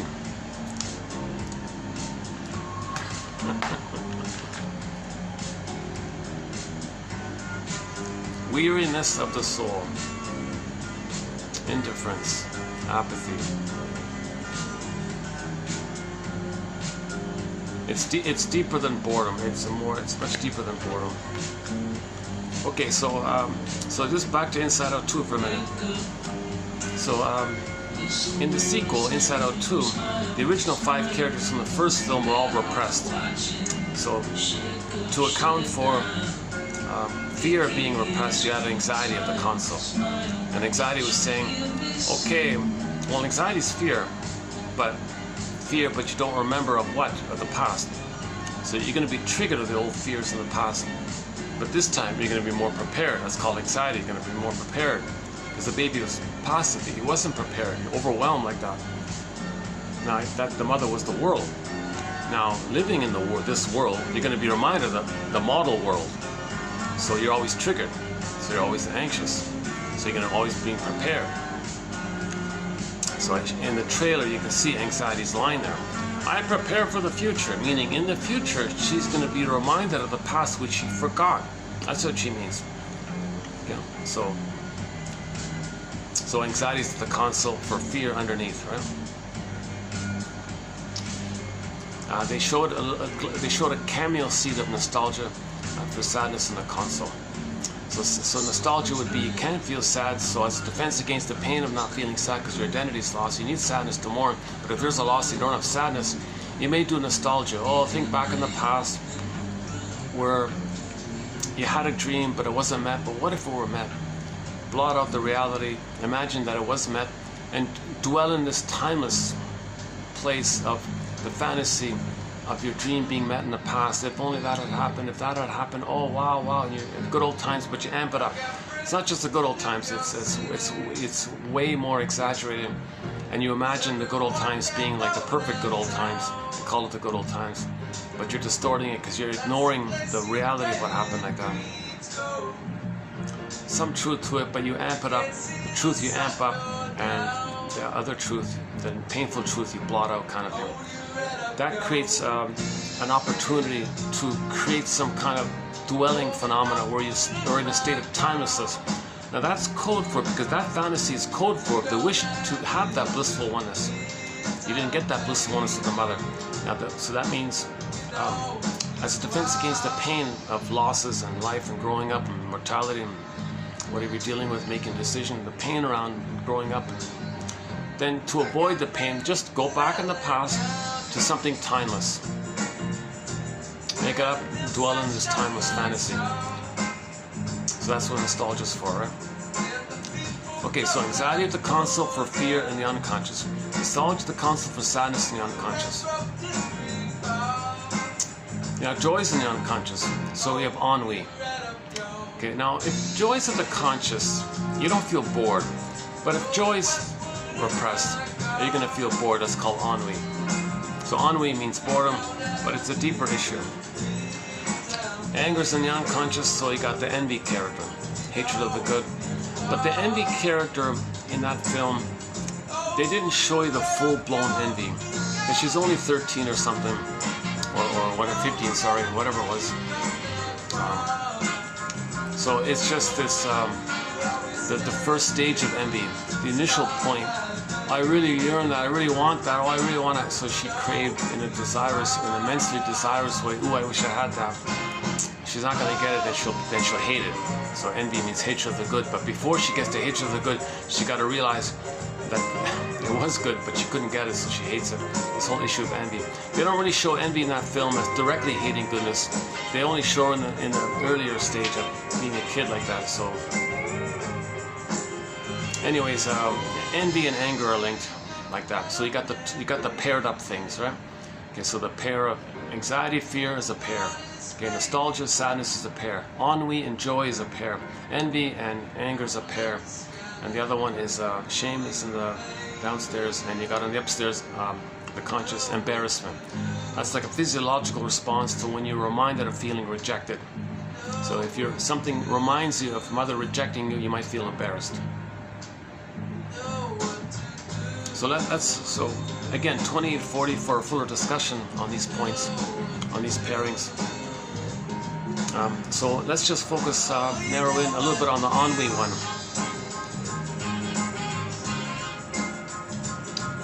Maybe, hold on, yeah, let's, sorry, give me a second here, hold on a second, let's see. So, okay, today's ennui, 2864. But before we do it, let's just recap some of the earlier ones. Okay, ennui. Alienation from your real self, your authentic self, your true self. You're alienated from it. You're alien. So one of the key points about ennui is one of the common points about ennui. Okay. You got to think about why is envy at the console. Okay. And nostalgia, looking for the blissful oneness. Envy, hatred of the good. They didn't get the good. Joy's not there. So you got the ennui. What do these things have in common? The breast never appeared. The natural norming, the normal loving motherly breastfeeding experience didn't take place. So ennui means the baby knew something was supposed to come, but didn't know what was supposed to come. So it never came. Yes, he survived with the rubber nipple and the powder stuff and the honey and all these terrible things. Yes, he survived, but in terms of emotional feeling, like tenderness, he didn't get that kind of thing. Now he was waiting and waiting and waiting. It never came. So generally, Ennui is this bored character, waiting and waiting, nothing ever comes, but she doesn't even know it's supposed to come. It never came, so we don't even have a hope of what we're expecting to come. So we don't even know what we're desiring, but we're supposed to desire, but we can't desire because we don't know what we're desiring for, but we're supposed to, so we don't desire anymore. See, at least you're supposed to desire something, but you don't even know what you're supposed to desire for because there's no memory of the mother feeding and holding the baby properly. So this is the source point of ennui. Okay, this blasé, nothing matters, indifference, apathy, this whole stuff, right? Boredom just means a situational thing. Boredom is, you know the good things, but for the situation you don't get it. So one quote is, the poor are bored, but the bourgeois have ennui, because they have everything and they have ennui. But so that's a good approximation for it, because the poor, the regular people, if they had a chance, they'd be happy like that. They don't have that chance, so they might feel bored. The ennui people, okay, the bourgeois people, or 1%, whatever you want to call it, the short sellers, so they got everything. They own everything. They got trillions and trillions. They still feel miserable, okay? Because the source point of that misery is that breast never came. So no matter what you got, it didn't meet that breast, because nothing is the breast in the past. No time machines. So you're always stuck with this ennui issue. And people with this ennui issue have the most rage and envy. So that's why they're more aggressive to gobbling. They're entitled and they're more indifferent to others, so that's why they might be doing harmful things to get the money. But it's futile because in terms of the emotional life. Okay, so like think about nostalgia. Nostalgia meant you want to go back to a blissful, timeless place. Okay, that's the timeless place that the baby's nursing. He feels in a timeless place. That's an extended uterus time when he's nursing properly with the mother for 4 to 5 months, a timeless place. So nostalgia triggers up that timeless place. And now we mean pathological nostalgia. We don't mean some benign nostalgia to help you more. Some nostalgia actually helps you to more because you admit the past. But most nostalgia is pathological if it's used as a defense against your reality because you don't want to mourn. When nostalgia is used as a defense against mourning because you don't have sadness. Remember, sadness is down unconscious, so it's defense against the pain of not having a sadness available to you. There's a pain like that, so you go back to the time where the breast should have been. Okay. Ennui means the breast never came. Pathological nostalgia, maybe the breast could have been there. Okay. Now, envy means you got to the point where you saw the mother robbing you of your goodness, and you had to identify with the envy mother. That's the envy breast. So you became the envy breast. So to have a mother, you gotta hate goodness. So the envy, the ennui, and the pathological nostalgia are all trace points. Shall I compare thee to an onion? If you laid it all down, onion-wise, the trace, source, prototype, nugget, seed point is that point where the baby didn't get the breast. Okay, he didn't get the blissful time with the mother. The babies are meant to have a blissful time with the mother for the first 4 to 5 months. That's the source point of it all, right?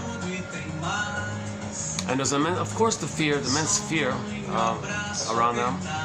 And then anxiety's got to prepare for this fear. And the shame, of course, the baby felt shame when mother rejected him, so you're easily embarrassed or something. So they're all kind of linked like that. So that's why in the Inside Out 2 film, we had to get on the boat, but they couldn't find the boat. That's called resistance to free association. Fear of free association. But come on, we gotta find the boat for Riley, for our soul, for ourselves, for our healing, nature's healing drive. Come on, we gotta get on the boat. We gotta free your soul. Gotta speak the truth. Gotta make an I statement. Gotta speak the truth. Gotta say what's real. Come on, for Riley, find the boat. Find the boat. Finally, they found the boat. And again, another resistance. I don't want to get on the boat. It's scary stuff. No, for Riley, gotta get on the boat. Come on, for Riley, So they all finally got on the boat. Okay, so now we don't see Riley talking to a shrink saying things, because that's going to be unique for each person, but they showed you the underlying commonality.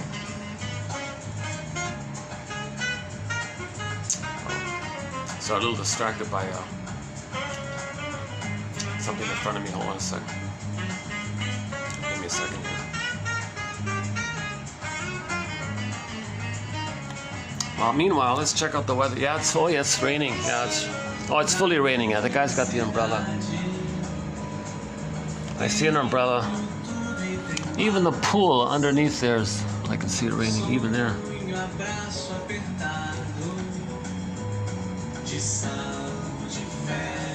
Oh yeah, there we go. The puddle there in front of the white car. The puddle in front of the white car. It shows it's raining. Yeah, clearly raining. All right. Where the scooter just passed by. Yeah. Yeah, and he's got a raincoat on himself.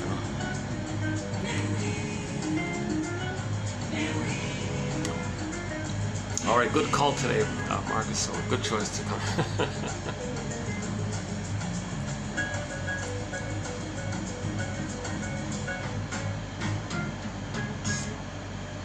Okay, so let's focus in on specifically this ennui business. So ennui. Okay, so we're alienated from the real self. Okay, so of course, if the breast doesn't come, the baby's terrorized. He doesn't get his needs met. So the real self exiled. That's Snow White. So alienation from the real self. That's the image of Snow White in the coffin, in the box, in the forest. We're alienated from the real self. Snow White means our real self. It's a personification, it's an image to represent our real self, part of the self. The real self, part of the self, you create a character to represent that. Remember, Snow White is a symbol, a symbol. Symbols point to something that's invisible. So you look for the invisible that the symbol represents. It's not real, it's just a symbol for what's real within. So we had a real, authentic self, but it's all invisible. So you create a symbol to have a link like that. So we're alienated from our real self. That's part of it. So obviously we're bored. If you don't have your connection to your home within, you don't have your golden ball, you don't have joy there, okay? You can't even mourn losses. You can't even mourn losses. So there won't be joy. And they got the pain of not mourning losses. Jeepers. And all you have is sarcasm. So ennui is the sarcasm, right? That's like the hateful kind of thing. The ennui. The envy is the positive, the least damaging side of envy in that show was, oh, I really want that, oh, I really want that kind of thing. But really, she's not going to get it, then she might hate him. So we don't really see envy as a full character developed in that show. But embarrassment's going to be there. A lot of it. So mainly you got envy, sarcasm, anxiety, embarrassment. So where's the pleasure in that? A negation of being, spiritual apathy. Spiritual apathy. The spiritual means the connection to your real self. If you're not connected to your real self, that's called spiritual apathy. A corruption of your free agency, a nullification of your human will. Yeah, so you can't express your real self because you're. Oh, this song's familiar.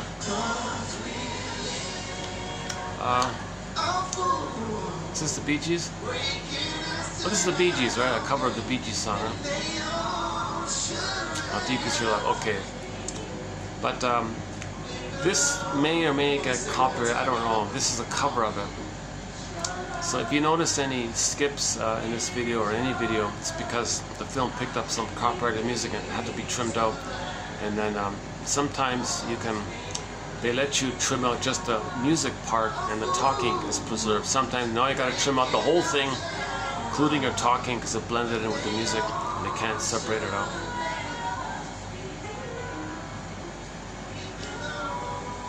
How deep is your, like, come on, like, see a lot of these songs like this, it's called transference love. They want this oneness. Is it deep enough? Are we one? You know, genuine love is more like person to person. I know you, and there's an interest. We can share our interests and share the journey together. And I know who you are, you know who I am, and we have that kind of companionship kind of thing. Versus this desirous, could you please be a symbol of the needed mother I needed back in the past so I can be this blissed out? Is that? But let's not do transference love this time around. Okay, ennui. Endlessly deferred desire. Endlessly deferred desire. the sense of desire, they never got the experience of knowing what they should desire. They're supposed to desire something, but the breast never appeared. So out of the pain of this, they might become manic. They might become manic, okay, i.e. disassociation, distraction from distraction by more distraction. So ennui, to deal with the pain of ennui, the person might just engage in distraction after distraction after distraction. It could be Dionysian based or not, whether or not. Weariness inclines towards sadness in one direction or towards anger in another direction. That's the sarcasm. So we saw ennui being very sarcastic. When you're bored, you're boring.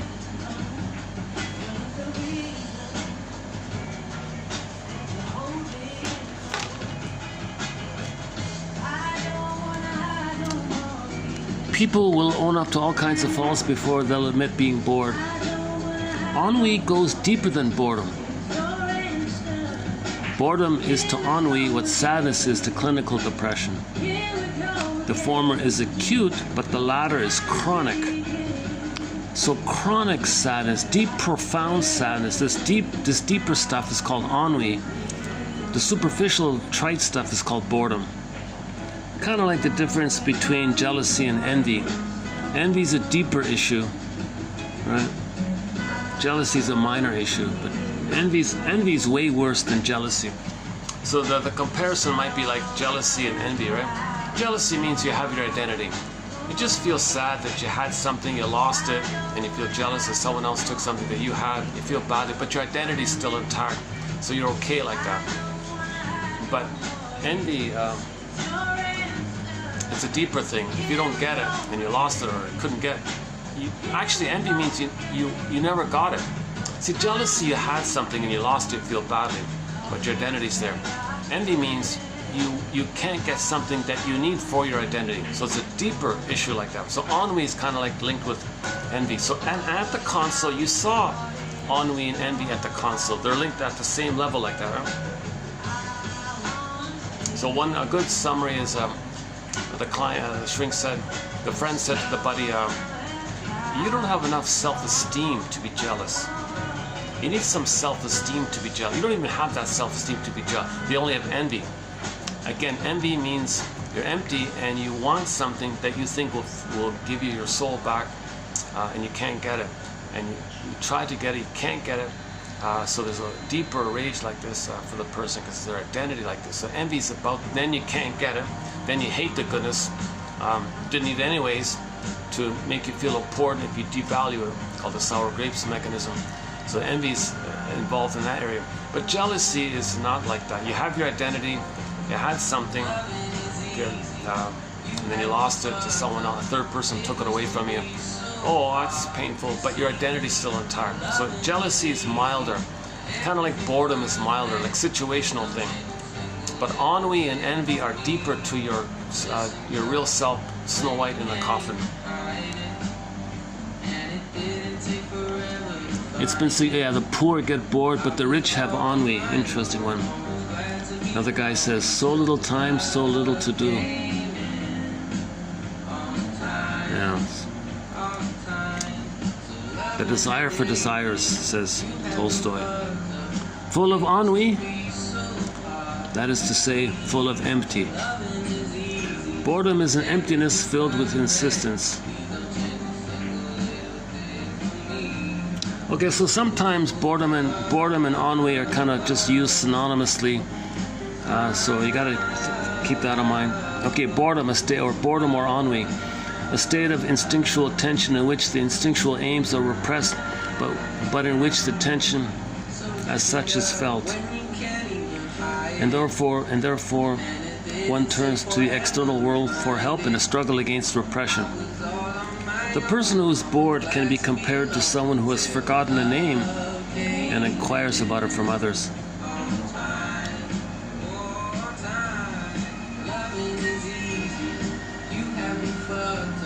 Okay, so your life, there's a life force You can't express your life force because you don't know what you're searching for.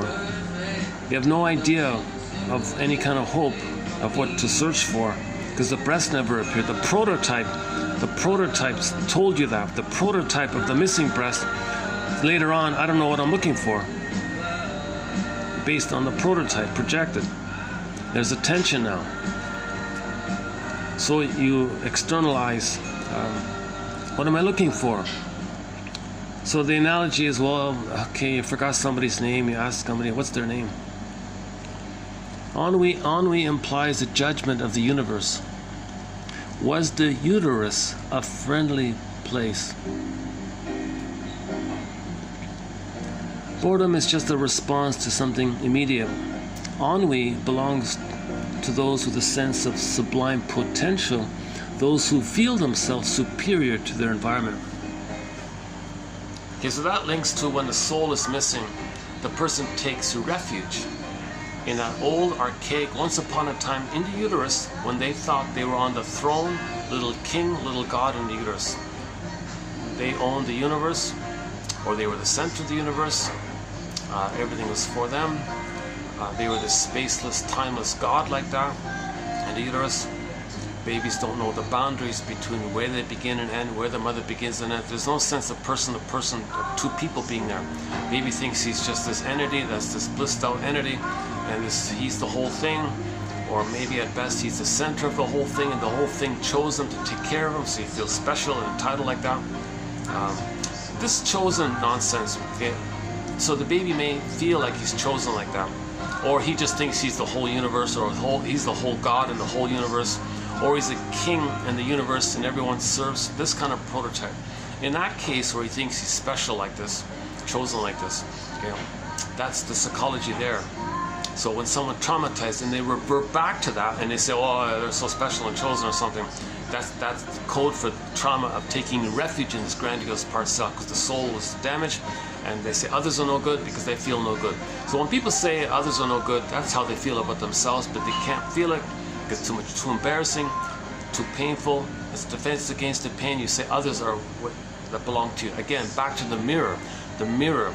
Okay, what you're saying about others, that's, you look in the mirror, that's what you're denying about yourself.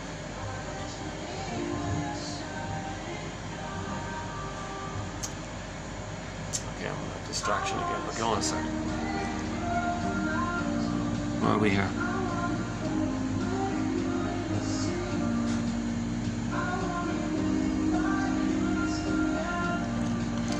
Sorry. Ennui belongs to those with a sense of sublime potential, those who feel themselves superior to their environment. Okay, so when the baby's traumatized very early on, his soul is damaged, others are no good.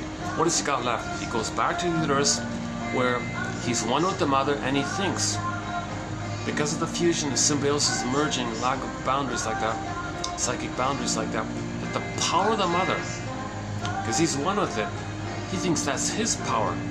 So he gives it to himself. He's autocratic like that.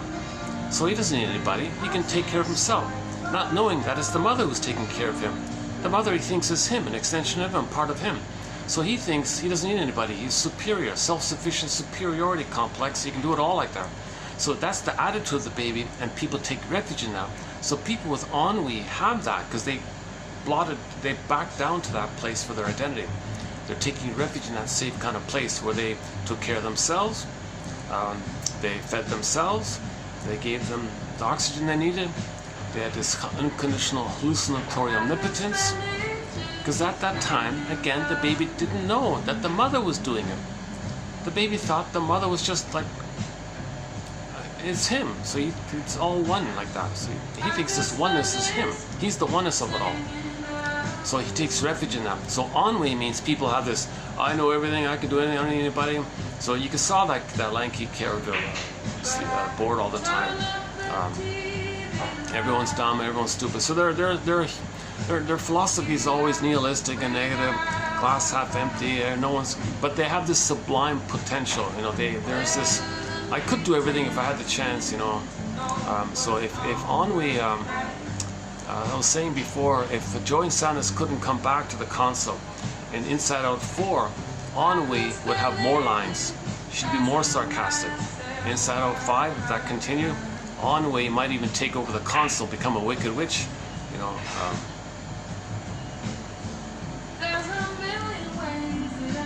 Because Snow White's in the forest still.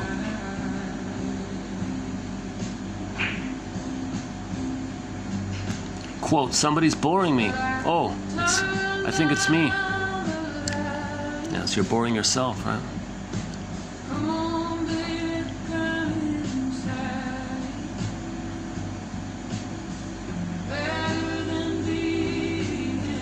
Yeah, I didn't mention this one last time. A lot of self-help books wind up looking for euphemistic ways to help people cope with the fact that they are bored and or boring. Yeah, so they're not. A lot of self-help books don't address the issue really. But okay, famous guy from the 18th century, Baudelaire, who talks a lot about ennui. He consistently emphasizes the psychologically intangible condition of ennui as the true essence of the modern condition. His colleague called it the age of ennui, a condition that far outweighs in importance the more clearly defined and established theological categories of sin and suffering. This shift in emphasis signals his acknowledgement that man was now entering a post-theological age where religious terminology or jargon or slogans or whatever alone was losing its capacity to define man's social and moral predicament. I kind of it's people just sorry. Hi, yeah. You don't mind if I'm talking on the camera? You go right ahead. Yeah, okay, thanks.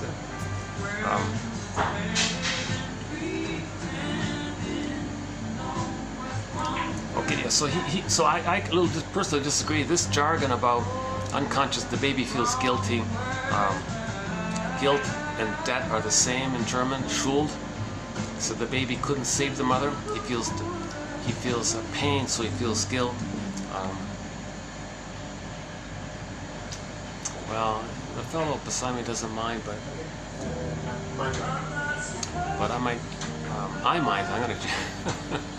I'm gonna change.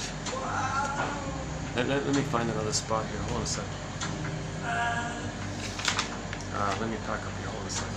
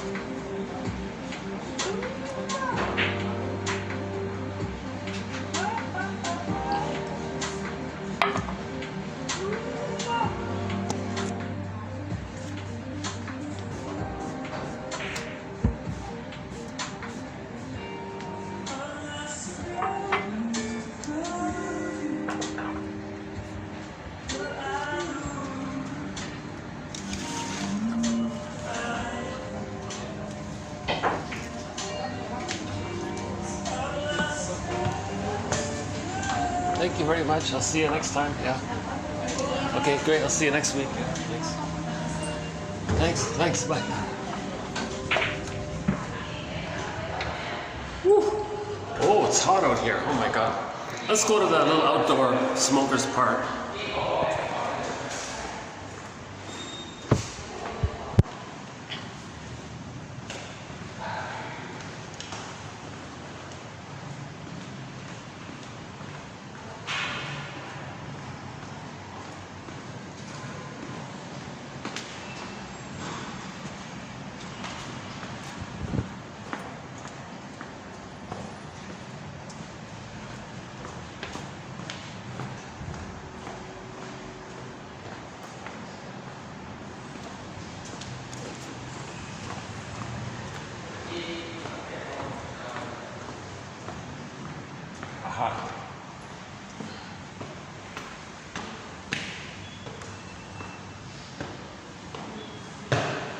I wish I could use this indoor thing here, but gotta be a member.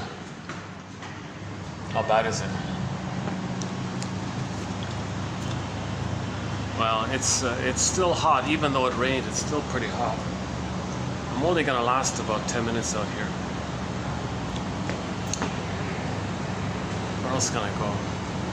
Yeah, it's getting busier. The place is getting busier, so I might as well move. No, he had no other place to go. The other spots were taken inside, so he sat beside me there. Now, I thought about starting a conversation with him and maybe getting his opinion about guilt and what do you think about the Olympics and the opening ceremony? Do you feel guilty? Or do you feel ennui? I thought about it, but then it might be a long.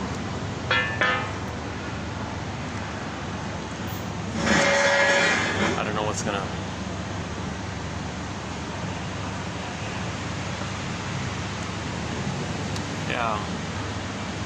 Yeah, why wasn't I more spontaneous? Why didn't I use that opportunity to interview him about what he thought about the Olympics and all that? He looked like an intelligent guy. He looked like a European, I think, intelligent European guy.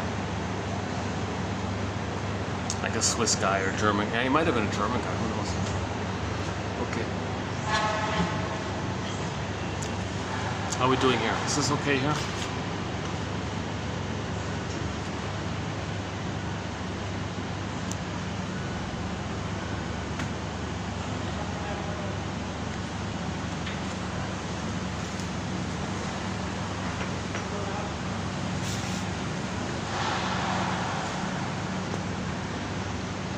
Okay, let's pick up where we were here. One second.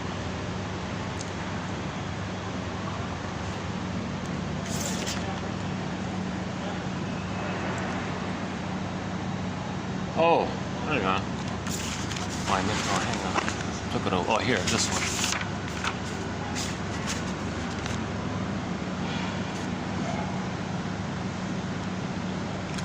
Oh, this Bolideri guy. Okay, so he thinks this Bolideri guy obviously has ennui himself because he projects his condition onto everybody. Oh yeah, right. So his point was the usual kind of so-called religious ideas about the human condition. They're not satisfying. I say no.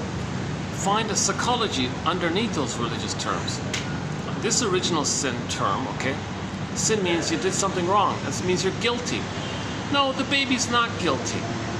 Forgive ourselves as babies. We thought we could have saved the mother because we needed a good mother.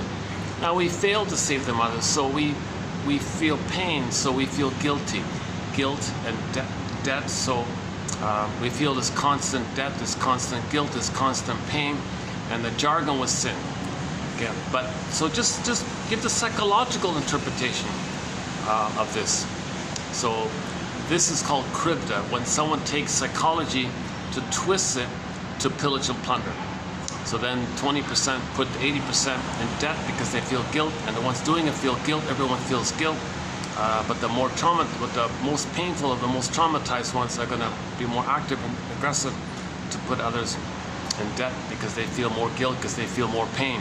So you can still preserve the religious terms, whatever, but just teach you that it's a symbolic for psychology. Okay, it's symbolic for psychology. Anyways, his point was, forget about religious terms. Just go directly to psychology. Fine. Either way, get to psychology. We're entering into the age of self-awareness, true self-awareness, right? Genuine self-awareness, the truth about ourselves, the truth of trauma. The age of trauma awareness, the age of being aware that we're a traumatized version of ourselves. The age of narrative medicine. How was that? The age of narrative medicine. Yeah, you can start with this collection here. Okay, patreon.com/narrative medicine. The age of narrative medicine.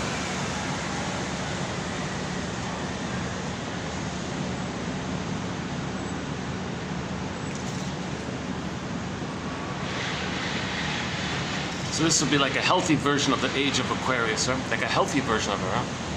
Okay, hang on. Okay, let's pick up on that one later on. Hold on. Okay, ennui. Okay, the client says wasteful expenditure. So if a person has ennui and he's manic about it, it could be destructive. And okay, we get that part. As a defense against the pain, he may engage in tenacious lust. This is a celebration of the moment that provides a release from the pain of ennui. So if you distract yourself, you may be elated. That's called morbid gaiety. Morbid gaiety. Okay, you're just distracting yourself with the pain because you don't know what you're looking for, so you distract yourself of it all. That's a morbid gaiety. So there's a lot of that, right? Morbid gaiety.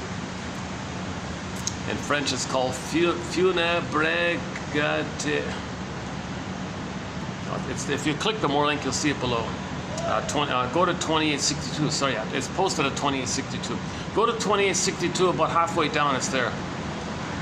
The oxymoron morbid gaiety, funèbre gaiété, in French, quote unquote, encapsulates the self-destructive euphoria that characterizes a lifestyle that seeks to stave off the double threat of ennui and the fact that you're getting, and the reality that you're getting older.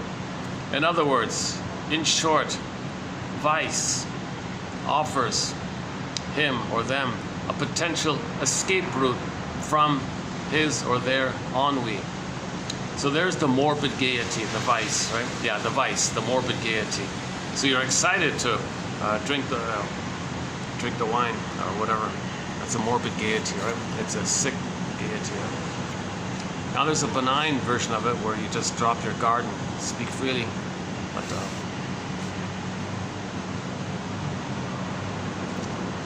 lighting's okay. Yeah, lighting's okay. Right? The sun came out. All right. So yeah, it's first the rain, then the rainbow, right? So all of the joy for which you seek is 100 tears away. So the ennui, you got to if a person has ennui, they got to mourn that they didn't get the love. That's why they have ennui. Ennui is a symptom that you didn't get the love. Ennui and cynicism and nihilism and all this sarcasm and bitter humor, banter, witty, bitter, dark humor, shaming humor, all this pessimistic attitudes, that's code that there was trauma. Okay, if the mother wasn't friendly, you think the world's not friendly. If the uterus wasn't friendly, you think the universe isn't friendly. This is all imprints. These are all, we create these models of the world that we go by, and we distort the reality, and we see only the past. We project the past to the present, or we see the present as just a continuation of the past based on the model, and you're seeing everything based on that model. But you got to identify that model was just specific between you and your mother. You don't have to apply it all the time to everything and everybody. That's just a specific thing between you and your mother in the nursery. The whole world isn't a carbon copy of what happened between you and your mother in the nursery. Your mother may have been traumatized. Not all women are so traumatized.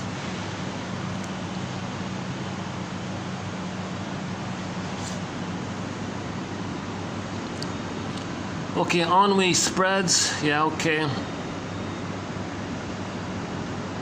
If ennui spreads, it may lead to moral apathy. And if there's moral apathy, okay, then they can plunder and plan and don't care. That's called the banality of evil, the pillaging and the plundering. So this is when the banality of evil, you see a couple of short sellers said, well, which country are we going to plunder next? Banality of evil, oh, pick a card, well, I don't care, they plunder this one plan and call it, fill in the blank.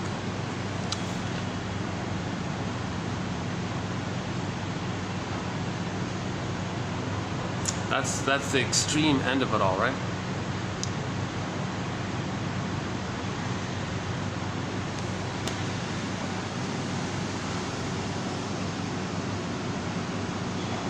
Okay, I'll leave.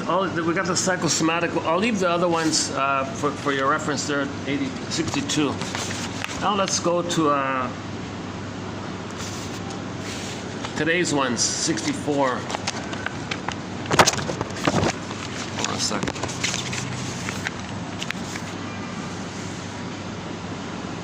Yesterday was Dionysius 1. Okay, 5 was Dionysius. Okay, we've got a couple of more coming up at 6. So let's just go to 4, today's ones. And then actually, I got a couple coming up on 6. So let's do that as well. Okay. So let's continue with ennui here. On what? It's what you would call the boredom. Okay, Otto Fenichel, 1934, has a famous essay on the topic called On the Psychology of Boredom. He distinguishes between pathological boredom, i.e. ennui. So ennui we may call pathological boredom versus just regular benign situational boredom. But there's something common, obviously. So in regular benign boredom, you're bored because you can't get what you want. Okay. But in ennui, you don't even know what you want. But in regular benign boredom, you know what you want, but you just can't get it. But in ennui, you don't even know what would make you happy. One guy calls it empty desire. Empty desire. A desiring tension that aims at something that's not even there.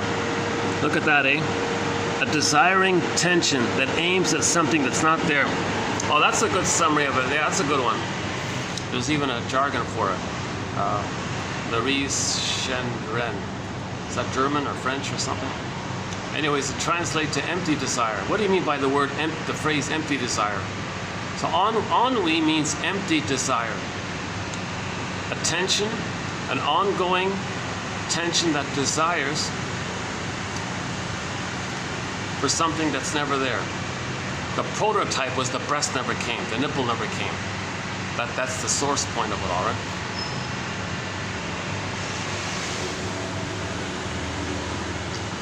Okay, next one. Oh, back to the plundering. Okay, ennui has become a byword for the experience of short selling. Okay, plundering the planet. A word almost synonymous with the alienation and anomie putatively experienced by the much-derided bourgeois. Flaubert himself used and perhaps coined the expression, the age of ennui. So we got to get out of this. So at least now is the age of anxiety, a little better off. If now we're living in the age of anxiety, and before was narcissism, and before was ennui, and we're a little better off if we're in the age of anxiety, because at least we're aware of something. At least we're bringing up some awareness of old fears. That's anxiety. And anxiety is the protagonist in the main film this year. So that's good. I think maybe there's a sign of healing if we're in the age of anxiety, whereas before we were in the age of ennui.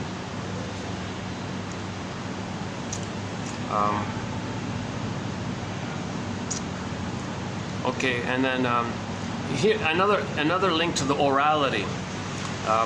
Flaubert, this Mr. Flaubert guy, links ennui to orality. Again, orality. This is oral trauma. Remember, the breast didn't come. That's an oral trauma, oral issue, oral phase of development, which makes sense.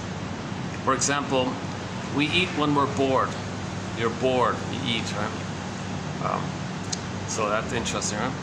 We try to fill a hole, but we can also be eaten up by boredom. That's the crocodile issue, right? Interesting, right? So the oral issue, okay, you're eating up, trying to get mother's love. The ice cream is not mother's love. The cookies, they're not mother's love. The wine is not mother's milk. You know, this exciting something, it's not the excitement or the happiness of the mother. The material, the matter, the money, the things, the stuff, it's not the maternal stuff. It doesn't work. So you're oral like that. Now this emptiness is driving it, but this emptiness is driving it can swallow you up. So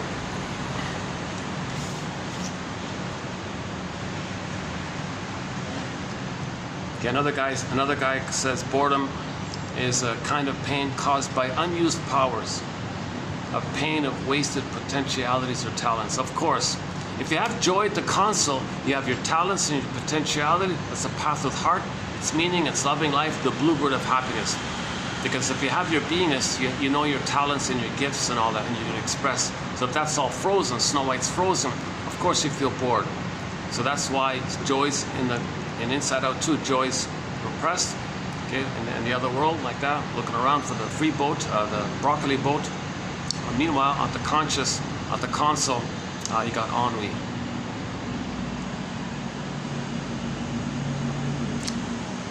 And finally, when joy came back, okay, she could enjoy playing the sport. She was a team player. She could make friends. She was relaxed, so she could use her talents in a healthy way, in a sustainable, healthy way that she can enjoy, and that's why she won the scholarship at the end.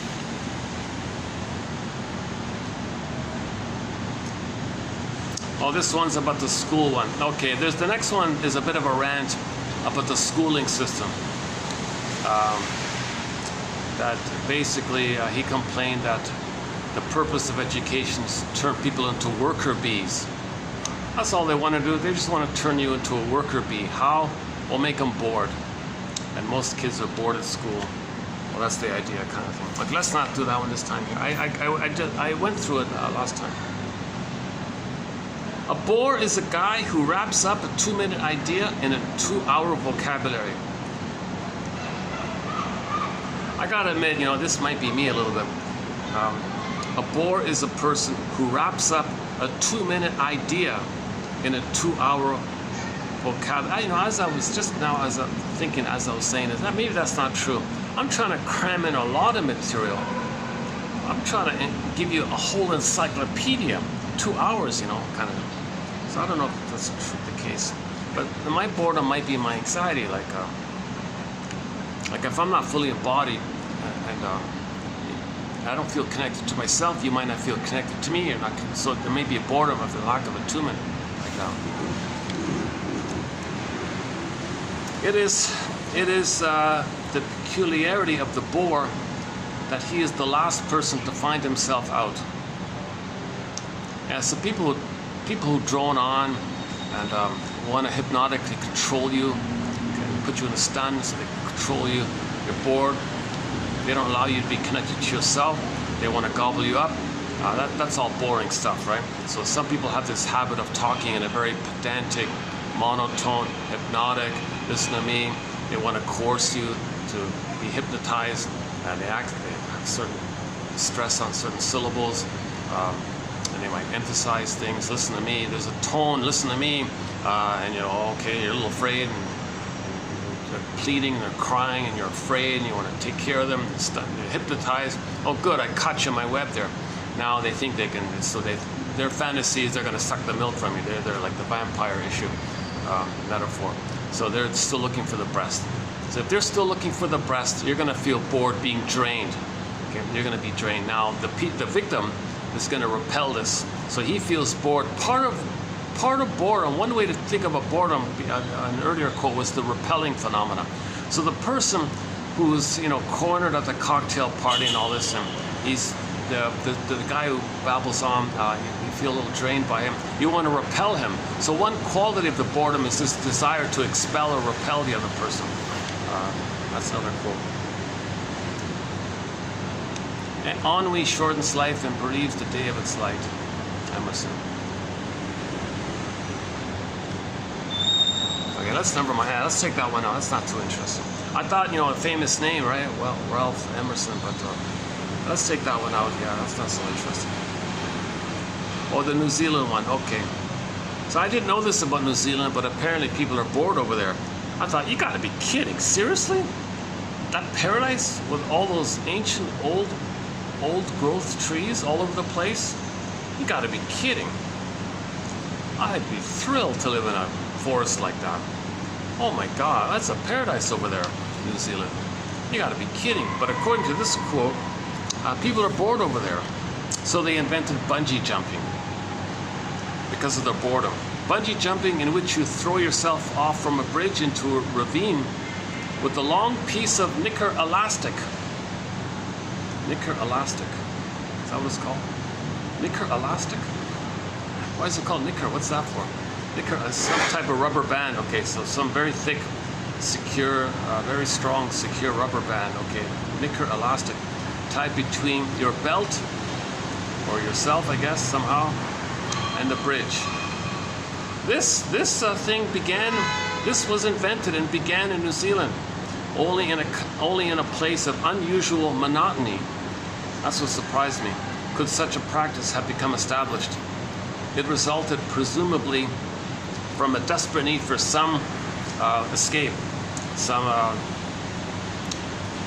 morbid gaiety called the buzz. Morbid gaiety. Give me the buzz and morbid gaiety. Morbid gaiety. Jesus Christ. Bungee jumping would never have begun in a place like New York, where you could much get the same buzz just by going out to buy a loaf of bread. So New York, if you want to walk across the street, you're making all that buzz. Adrenaline buzz dispels boredom. Run, you sufferers from ennui. Run for your lives.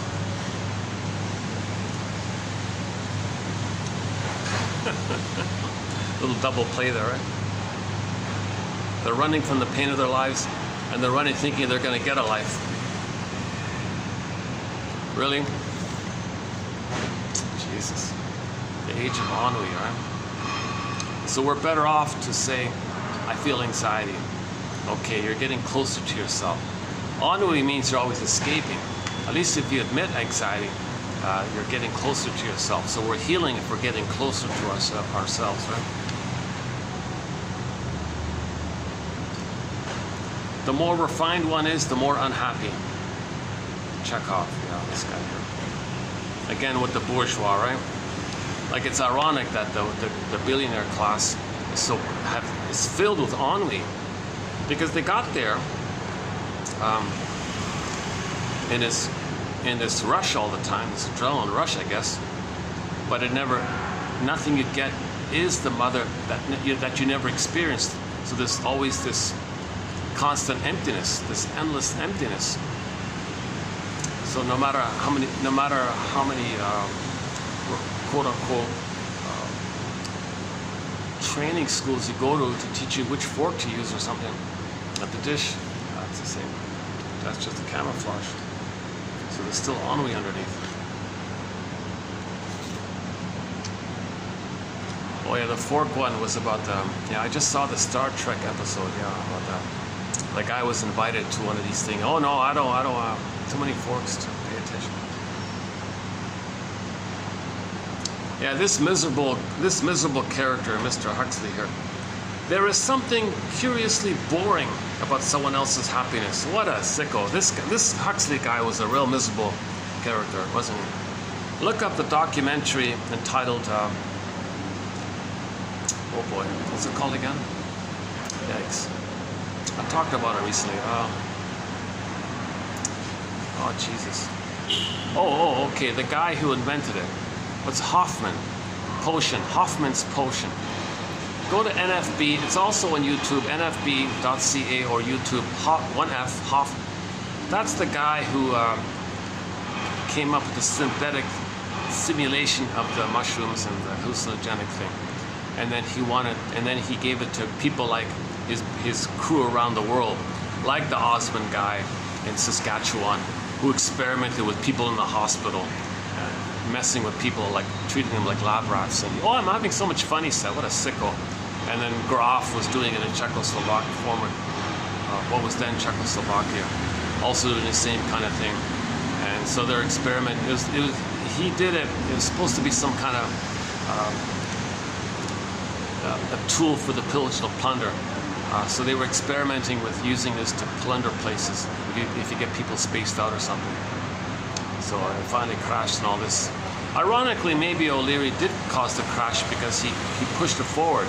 He brought it to the public. It was meant to be like a secret thing, but he brought it up to the public in the 60s thing. And then it got out of control, so they closed it, they clamped it down kind of thing. Anyway, interesting documentary, Hoffman's Potion. Yeah. Yeah, don't be confused. Don't be seduced. It's not a love potion. It's a hate potion. It's like almost the opposite. Hoffman. So, So Hoffman created this thing, gave it to his buddy, Mr. Osmond in Saskatchewan. Real sick little, oh my God. He's the guy that gave it to Mr. Huxley. They go, oh, wow. Then he wrote the famous essay, Doors of Perception, or? And everyone, then the famous song came by the Doors guy, and he died because of, so it's harmful stuff. You're not supposed to mess with this stuff. That stuff is only in the context of it being led by a shaman who inherited the knowledge of thousands of years of song, dance, and ritual by the indigenous cultures for thousands of years. So if one member is traumatized, the community can create a safe container to help him re-experience an analogy of his trauma so it can come up and have reaction and process it. It's all kind of contained and safe like that. So if you bypass that and just throw people a synthetic thing, it's going to come up. A lot of people will be damaged by it. And I remember the show Weeds, the TV show Weeds or something. The lady there, that crazy lady, she took it, right? And then she was having these breaks. She was seeing things like that. Ally McBeal had that, right? And she saw the dancing baby or something. And she's had these breaks like that.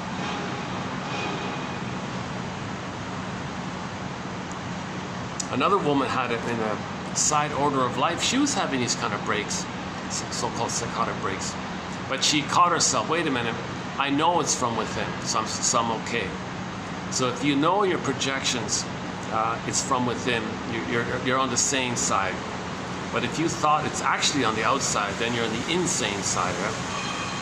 So this sicko in Saskatchewan, he was giving these to people who were already in the insane side. They needed love and holding and safety. The problem they had, they were amping it up like that. So they were creating more problems. And he said, and somebody squealed on him and said people were screaming and being tortured at night in that kind of place. And what do you think about it? Oh, I feel so important. I'm having so much fun. What a sicko. He's hurting these people, torturing these people. He said he's having fun. That guy was a sicko. I'm sorry, but I'm not a... Anyways, if you watch this documentary, you'll know what I mean, I think. Detached, filled with ennui, indifferent, moral apathy, the banality of evil. He's kind of like that. Although he may look benign on his surface, that's kind of the trick of it all, right? But you got to look at the behavior, what he's doing, the effects of what he's doing. You got to look at what he's doing. Don't judge him by his innocent-looking plays. This little innocent, helpless, cute little act that he's got. This childlike little act that he's got.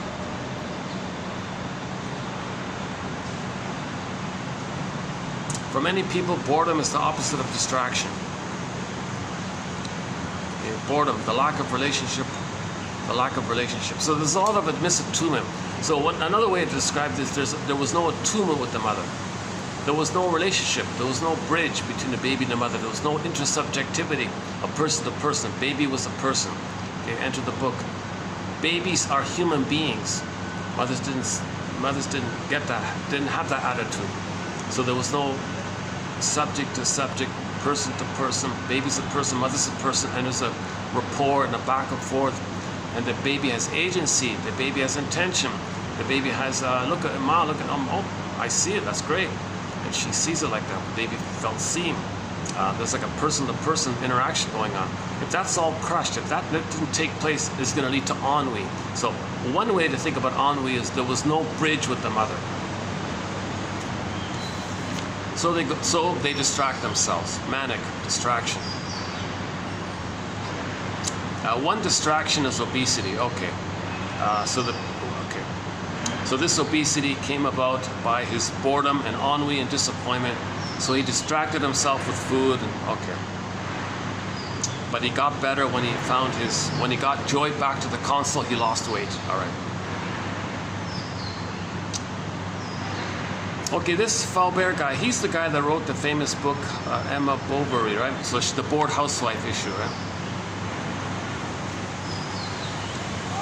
It is a generally accepted interpretation of Flaubert's Emma Bovary presents symptoms similar to those felt by the bored suburbanite. And yet, to reduce her ennui to this level is to misunderstand the very complex situation of which she is a victim.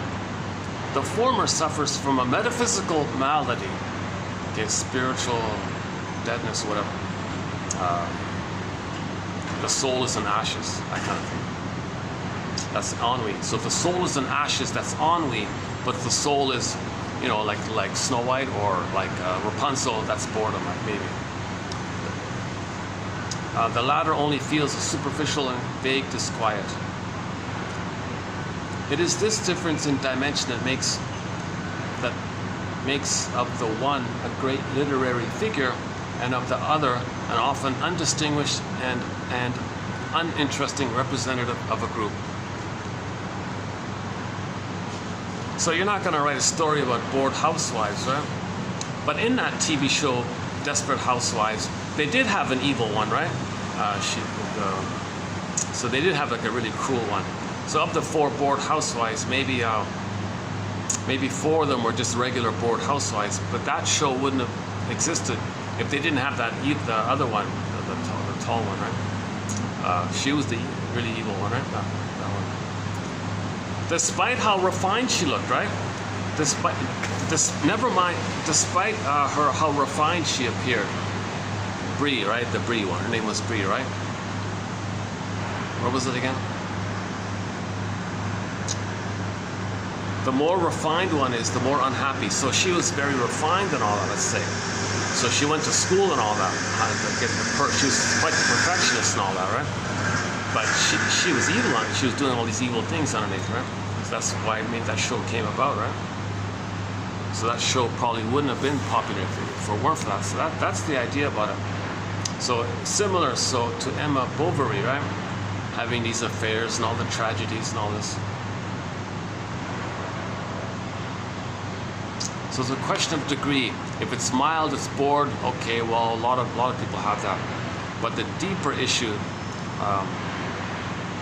that's like an externalization for a lot of people who are bored. So a lot of people who are bored can see a little bit of the person with ennui, because ennui is like boredom times 1,000. So everybody who's boredom looks at the ennui. Well, I a little bit relate to that, not fully, but my boredom can be externalized. The ennui can be like a proxy for their boredom, so they can escape from their boredom by watching the ennui. They're worse off. So they feel the distraction. Yeah. So the one who's bored externalized their boredom by the ennui one. And the ennui one expresses the proxy for the boredom of many people. So you got like 99 bored housewives watching the evil one, so that's why she's a literary character, because a lot of people can get some comfort in the sense that they can be distracted from their boredom if they watch the evil one. So it makes them feel better about themselves that there's somebody in more pain like that. And the one who's in more pain is an externalization phenomenon. That's called the defense mechanism. So the evil Brie one, she's like a proxy for everybody's boredom like that. So people with boredom don't have to feel bored if they see someone else express their boredom for them. But she's got to do it over the top to encapsulate 99 people being bored. So that's why she's a literary figure, because most people are going to read it. But you're not going to read something just that's too close to home. You need something distant from you, like something exaggerated and distant. Yeah, I think that's what's going on, yeah. Literature is the only confession, he says. Literature is the only confession.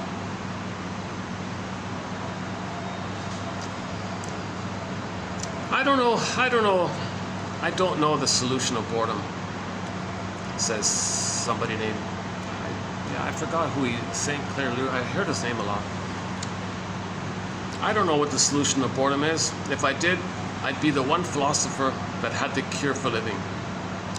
But I do believe that if we admitted it, maybe we can know more about ourselves. So that's what Inside Out, that's what Pete Docter's trying to do. That's what Pete Docter's trying to do. That's why Inside Out 2 is the #1 film of the year. And by the way, another relief about Inside Out 2, that's the first film the first film in 20 years, the first thing I saw in 20 years that didn't have this annoying, nauseating, constant bombardment of this perversion of the LGBT porn, gay porn propaganda constant. It's the first kind of family-friendly kind of film. Well, I was like, kind of like expecting it's gonna, uh-oh, I gotta get kicked out? Oh, somebody's coming. Hold on a second. Oh no, he's on the other side, okay. Yeah, this is the common, I'm in the smoking area for the building. So if I'm a guest of the building, I think I'm okay here, yeah. That's great, eh? Oh my God, if I could, too bad I could. Yeah, that's an idea. Why don't I bring those little mini fans? What if I had a fan near me? Maybe that'll work. I'm sweating already. Hold on a second.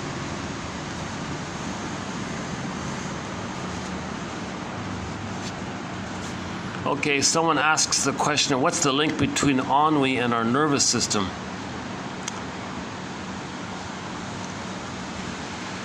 One short seller was filled with so much ennui, he had to distract himself by going from chateau to chateau. Oh, I didn't include it here, but one short seller said he didn't want to plunder anymore. Because all his buddies, we're going to plunder this country, we're going to plunder this. That's the distraction against the banality. He said, no, give me a break. I don't want to do this. So he hired like 500 gardeners or something to give him a distraction, to not plunder. So he did a more benign thing. All right, you gardeners, every morning I want to see a whole new flower arrangement in my backyard. I want to look out the window, I want to see all new flowers. And it worked. Every morning he was delighted with the new flowers and all these different colorful flowers like that. So he did that deliberately to not plunder and pillage. He knew he needed some kind of distraction. So when he saw new flowers, the mammalian part of the brain perceived the color of the flowers as life and food, and the mammalian part of the brain perceived the excitement of new fresh food. So he calmed himself that way, I think. Another guy went on traveling. No, I don't want to, I'm going to go from chateau, castle to castle to castle. I'm going to hop around the world. He owns 1,000 luxury resorts, so he just hopped around all the time. And I was thinking, maybe that's why there's all this talk about over-tourism, because from 99 to 2022, for 3 years, most people were kind of at home like that. Maybe they felt bored, so there's this pent-up pain of the boredom. So one way to deal with the boredom is to travel. So everybody's tourism mode. So every day I see an ad, how do we deal with all this over-tourism? Especially Italy and Spain and these kind of places.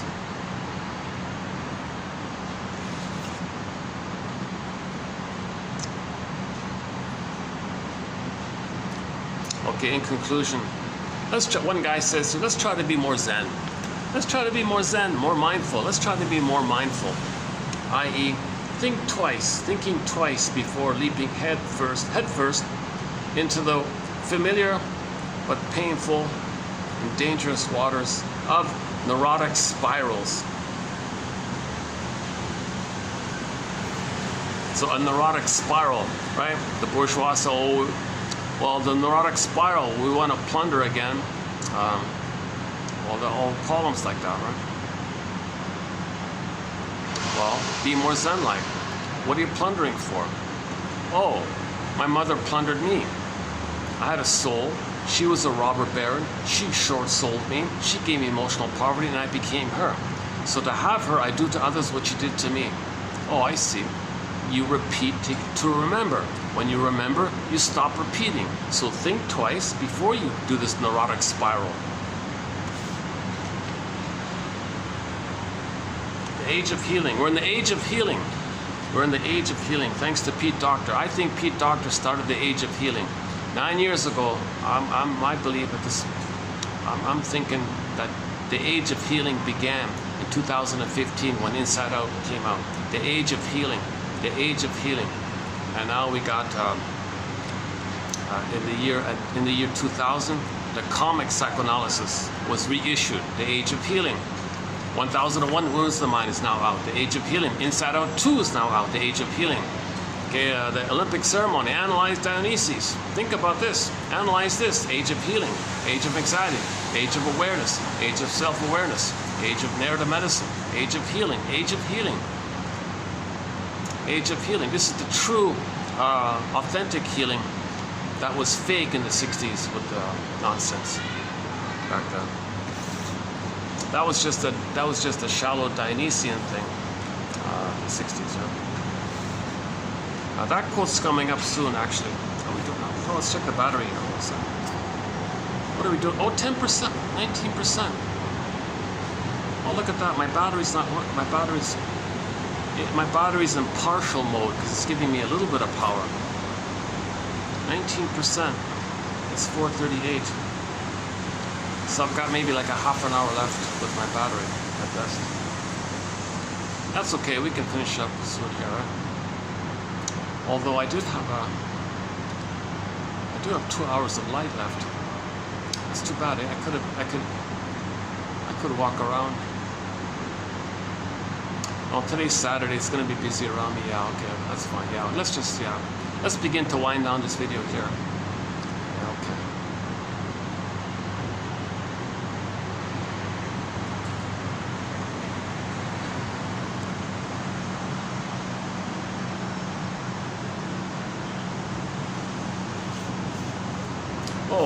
Oh, I have a couple of. Oh, hang on. Coming up, that's 2864 today, right? 2 videos from now, coming up in 2866. I've got a mishmash of quotes. Embedded in them are a few more on ennui. So let's do a review of them. So on the topic of ennui, continuing on a little bit here. Ennui is satiating.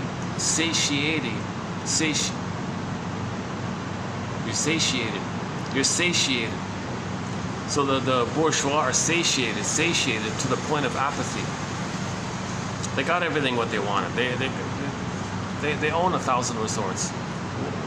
You're overly satiated. Then it leads to apathy. That's what it means. Okay, ennui, weariness of the soul. Okay. Boredom as indifference may seem to fall under what one guy categorizes as lack of attunement. Oh, there it is, lack of attunement I was talking about. Another guy thinks that ennui is the root of the evil of plundering and pillaging. Yeah, interesting, right? So the plundering and the pillaging, the root of it is this ennui. Now, what is this ennui? Okay, you're disconnected from your beingness, spirit, and that leads to. But why was a child disconnected from his beingness? How do you get back your beingness? You got to get your mother's story. Identify why did the mother not love the baby. Go to TQ 2822, Lucy Freeman. Her shrink said to her, "Oh, Miss Freeman, you're a very good journalist, but you're missing the most important why question that's at the root of it all." Really, Shrinker man? What's that? No, seriously, do you want to know? Yes, I want to know. Why didn't my mother love me? She free associated, rode the broccoli boat, had the ab reaction, had a crying spell, and her symptom went away. You got to answer that question. Why didn't your mother love you? You got to answer that question. It's the greatest hurt of all. The greatest hurt of all. Mother failed me. Why did she fail? Why didn't she love the baby? Why did she betray the baby? Why? Why? You got to answer this why question. That's the why question. That's at the root of it all. Says John Thurrott, Lucy Freeman's Shrink, 2822, from a book called Fight Against Fears. A very good book, 1951, Fight Against Fears. So that's the true meaning of healing. I mean, the true meaning of reparation of the mother is to honor her by getting the story. You're not blaming her, you're trying to understand her. Play Rick Emmett's song, Saved by Understanding. The song is called Saved by Love, but I twisted it. Saved by Understanding. If we understand why the mother did it, okay, play Bruce Springsteen, Independence Day, Toronto, on YouTube. The intro he gives about seeing your parents as people who were traumatized, still some blessings, but the truth is they were hurt and they couldn't provide the love. Learn their story. See them as a person. Okay? if the parents didn't love the children later got to think and realize that that's because the parents were dwelling in their past. They didn't mourn, so they're stuck in their past. Most parents don't mourn, right? So that's why they're stuck in the past. They can't enjoy the present. A lot of people are resentful of what happened in the past, so they're resentful to the children of the present, maybe. So they're stuck in the past, so you can't take it too personally. So you got to forgive your parents for this dilemma. And this is a natural dilemma when somebody's traumatized. So see your parents as traumatized, wounded, traumatized people. Our parents were traumatized for the most part. Okay, the pillage system, but we created the pillage system by accident 10,000 years ago. And the storytellers are saying, let's enter into the age of healing. So this started with the storytellers and the mythologists, then it went to the philosophers, you know, all the various philosophers. Then you got the playwrights and the poets and the Ibsens and the Goethes. And even these guys here, even these French guys here are part of it. Now we got the modern psychoanalytic jargon. It's all part of it, right? Now you got Inside Out too. Where are we here? Ennui is the consequence of the unconscious puppet masters pulling our strings and vaporizing our will.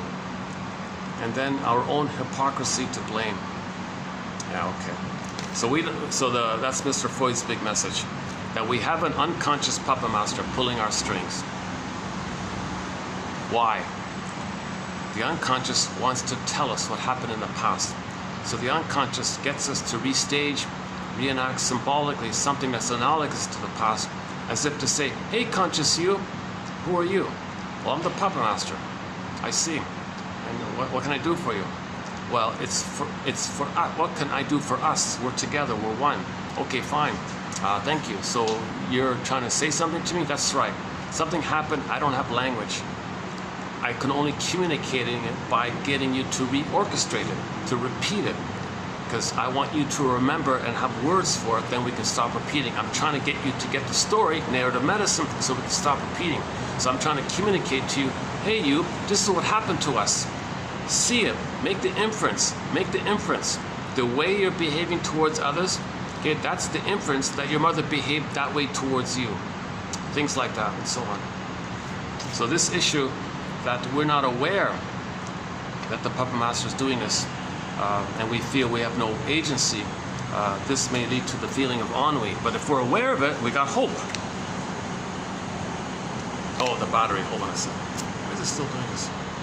12%, still doing this. Let me double check the thing. I don't know why, it's funny. Yesterday it worked. Yeah, 95, it says 95. Yesterday it worked. In the park it worked. Funny, eh? It worked in the park, but didn't work here. If this thing's working, it can give me like 10 hours, you know, if the thing's working.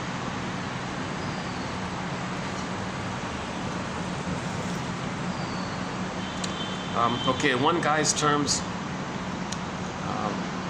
ennui is a feeling of emptiness which can become absolute as existential meaninglessness. Okay, we know this already, all right? Ennui may be a realistic insight which motivates action, or a neurotic defense mechanism which inhibits it. Okay, so sometimes people realize they're bored, it inspires them to do something about it. Like you realize time is passing you by, you realize, like, are you gonna, oh, today I saw somebody say, life is not about waiting for the rain to end, it's about dancing in the rain or something like that.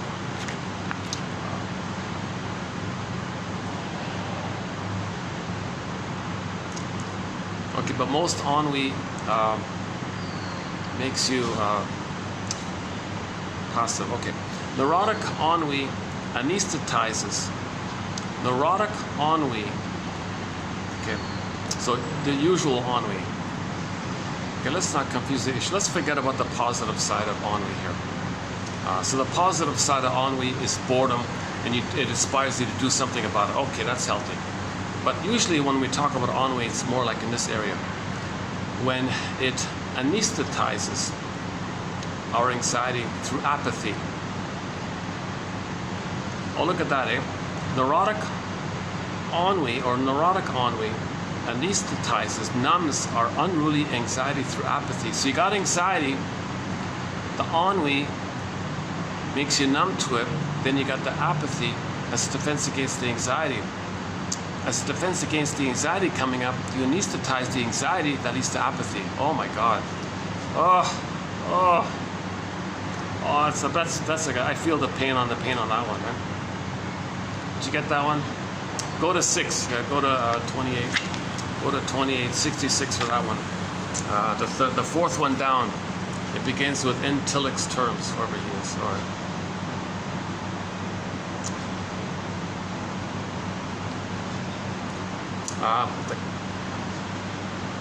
The client calls us to save him from ennui, the shrink says, and to display our knowledge of him. Okay, so the client asks for help. The help is, the client says, I have ennui, help me. What's your knowledge?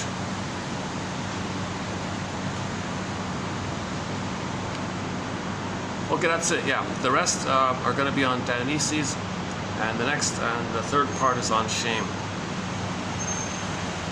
Yeah, so that's a preview of a little bit of the coming up quotes. Yeah, okay. Yeah. So I hope today's video offered some food for thought and inspiration on this topic of ennui.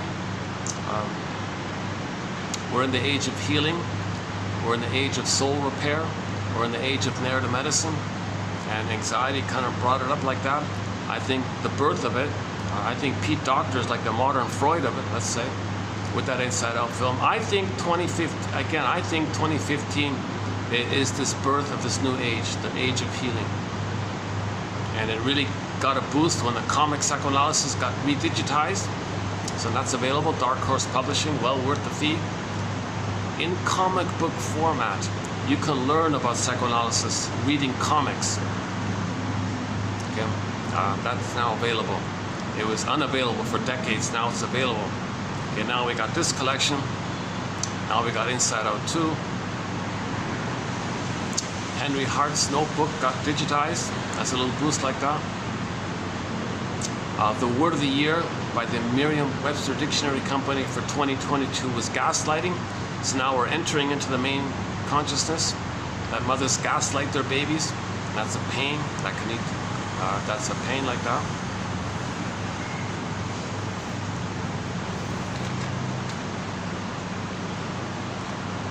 Okay, let's make just, what is it? 6%. Oh, it's dropping quickly. Yeah, it's gonna drop. I've got like 2 or 3 minutes left. It drops really quickly here. Okay, so I'll just wrap it up here. Our theme song to 1001, Windmills of the Mime, is Katja Epstein's German cover of the song Windmills of the Mime. It opens up with the bass tubas. It's a great song. That's our theme song. Barbara Lewis does my favorite English rendition of it. Barbara Lewis, due to the copyright, I don't usually play it.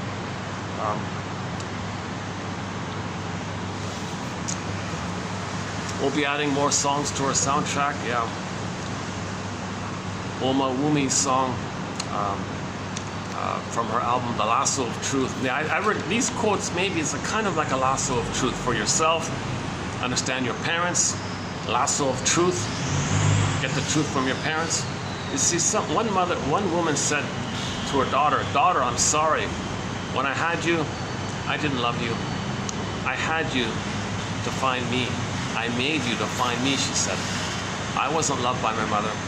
I thought if I had you around, I could brainwash you to take care of me, serve me. I parentified you. I wanted you to be a stable presence for me, a secure, reliable, consistent presence for me so I could feel safe. And I wanted to use you as a safe, secure base for me to find myself. I made you to find me." So that mother was giving the key. She was apologizing. See, regret and reparation, apology, empathy, these are healing areas. Anxiety, the recognition of anxiety also, I think. 5%. This video felt not too bad. It's not my best video, but this video felt I was a little more. I didn't have as many like delays and detours like I did yesterday, so I feel like I condensed things more. I was more efficient, let's say, with the use of time like that. I'm always trying to cram in as much information as I can. I want these to be healthy protein bars like this. I'm trying to also compensate for my anxiety, right? Because I'm, you know, it's boring. It's tiring to listen to somebody with anxiety, right? So if I speak quickly and give you more information, maybe I can compensate like that. But whatever the case is, the quotes are posted below. That's the heart of it all. The quotes are posted below. Your mission in each video, should you choose to accept it, is to read the quotes and pick one. Just pick one. Pick one. Write it down, make a note of it, send it to yourself by email, send it to a friend, discuss it, make a note, put it aside for future reference, let it incubate.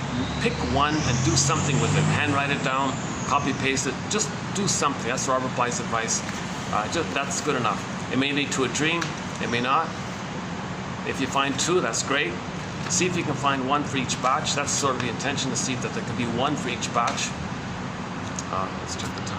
So I gotta check this because 3%. No, look at that. So I gotta close this before it hits 0, because then otherwise I lose the whole thing.